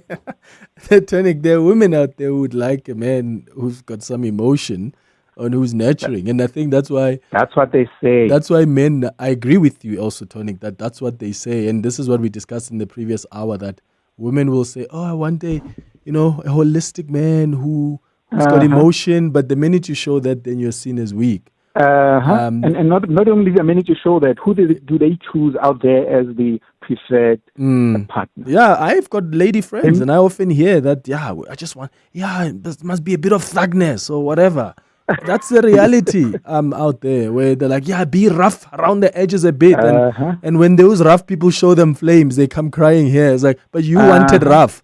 But to the point though, Tonic, I don't know. Like, do toys really have such a huge influence like that? And I don't know then, how do you deal with it when you are in a shop and it's your baby boy who says, Daddy, I want that doll? Do you say no? I would no, I wouldn't. You see, this is where now the nuance comes in. Yeah. I wouldn't. The same way that I've offered my daughter a car and things of that nature, and if she refuses, I wouldn't necessarily try to shove it down her throat. So yeah. All right, got it. Tonic, thank you so much. Sandy, so in Joburg, what are your thoughts? Hi, Clement. How are you saying? Kimnat, number one. No, I actually felt, whatever, perhaps toys you prefer to buy kids, regardless of perhaps what inspired you to do that. I think it's got no particular attachment to how the child will be or should be when they grow up. Because I remember we used to, when I grew up, watch a lot of wrestling, but we were never violent because of that. We just loved the sport. And in contrast to that, my sisters, when they grew up, because they were the adults, as they grew up at home, they were milking the cows. But when they grew up, they still did or still do what ladies do, So I think, even though it's quite a nuanced subject, but I think the moral fiber is, as long as the child grew to know what, are the moral aspects, perhaps things that they need to follow as they grow up to be an adult and to be, a responsible citizen. I think that's actually what is at the core. Otherwise, anything else doesn't quite hold water or doesn't matter at all. Sandy, so couldn't have said it better. Thank you for your call in Joburg. Uncle Clem, how are you? Peter here. Well, not a baby doll per se, right? I think a teddy bear would do. But if you have to get a baby boy, a baby girl, gender neutral toys, they need to come from their liking, My son loves and sees me cooking, and therefore he wants a cooking set. I don't think there's a problem with that, and he'll get a cooking set. Bye.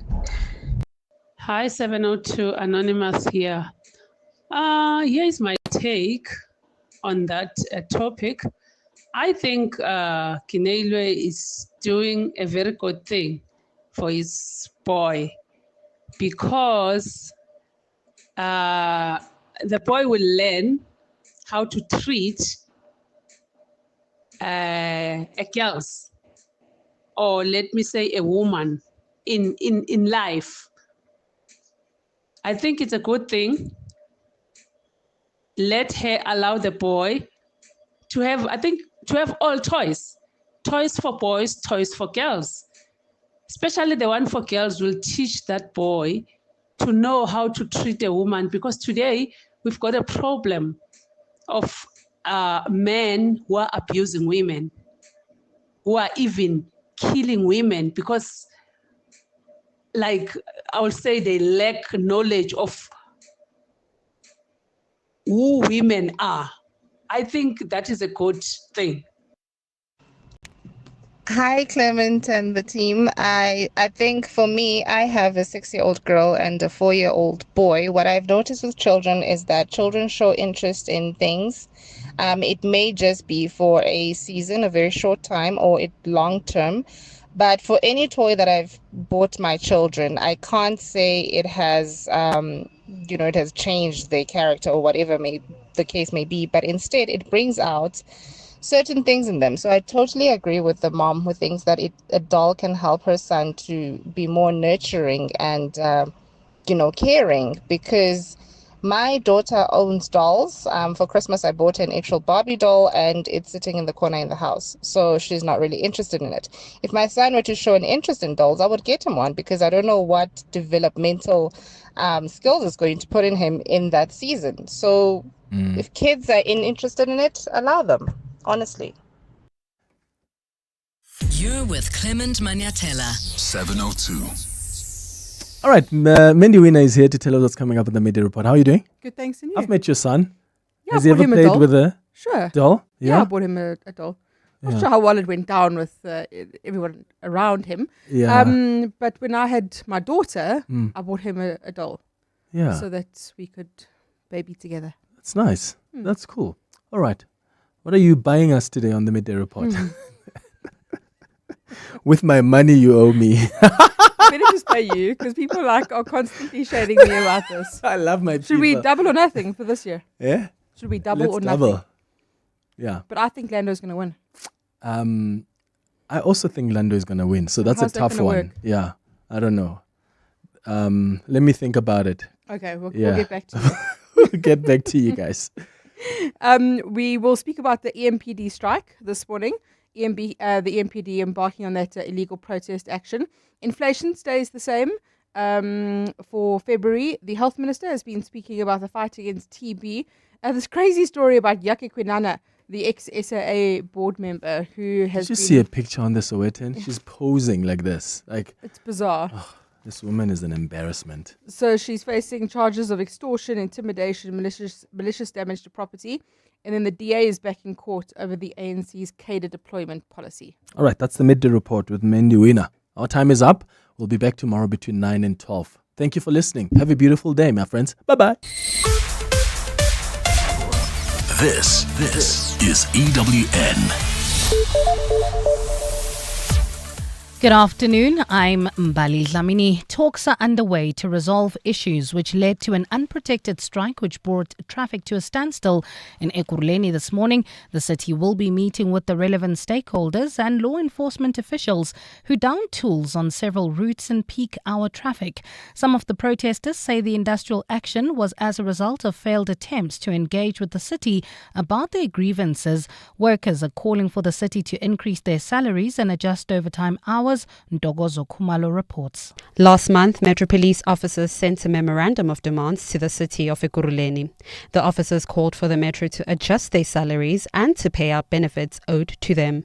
Speaking on condition of anonymity, the officer told EWN that they also want reinstatement of their overtime hours that were reduced. Overtime was taken away, which is almost like our salary.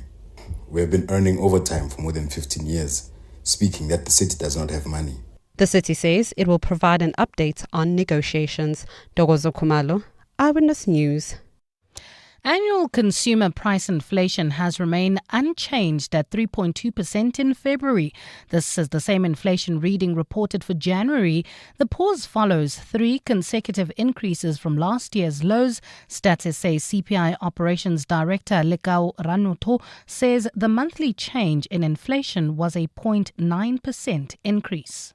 Recreation, sport and culture, food and non-alcoholic beverages, alcoholic beverages and tobacco, and communication recorded higher annual inflation rates in February. Inflation cooled for several product categories, most notably personal care and miscellaneous services, health, restaurants and accommodation. In the courts now, the DA has argued that the ANC's cadre deployment policy has compromised service delivery in the country. The party is presenting arguments before the High Court in Pretoria in its application for leave to appeal the judgment of the court. Last year, the court dismissed the DA's application to have the policy declared unconstitutional and invalid. Zolega Kotashe has more. The DA has argued that the ANC's cadre deployment policy flies in the face of Section 197, subsection 3 of the Constitution, which stipulates that no employee of the public service may be favoured or prejudiced only because that person supports a particular political party or cause. It makes this submission in response to the Gauteng High Court in Pretoria's finding that there is nothing unconstitutional about a political party influencing the policy direction of government, including the appointment of senior personnel to the public service. But the DA argues that Section 197 does not permit any political influence when appointments are made to the public service because the provision is apolitical. Zoleka Kotashe, Eyewitness News, Pretoria High Court. Staying in the courts, the defense for one of the suspects in the Jocelyn Smith trial has tried to poke holes in the testimony of the state's star witness Laurentia Lombard. Jocelyn's mother, Kelly Smith, Jacqueline Paulus and Stefano van Rijn are charged with kidnapping and human trafficking over the girl's disappearance. The child vanished from her Middelbos home in Saldanha Bay more than a year ago. The trial is being heard in the Western Cape High Court, which is sitting in the Saldanha Bay Multipurpose Centre. Carlo Peterson is there. Defence attorney Fanny Harmser has produced a statement from a detective in an attempt to discredit state witness Laurentia Lombard.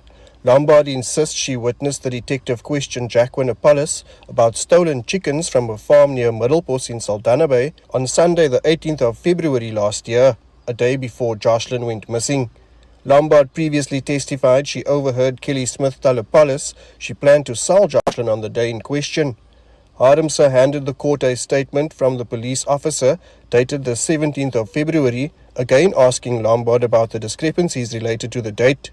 Lombard told the court she's certain the detective visited Apollos at Smith's shack in Middelbos on the 18th of February. The trial continues. Carlo Peterson, Eyewitness News, Western Cape High Court in Saldanha Bay.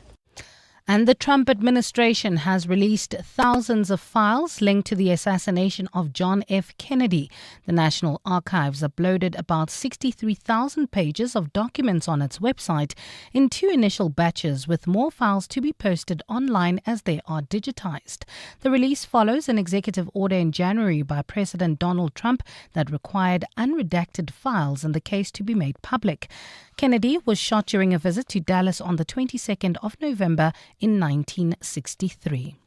Gold is trading at $3,028.25 an ounce. The rand is at 18.26 to the dollar, 23.67 to the pound, 19.91 to the euro, and Brent crude oil is at $70.56 a barrel.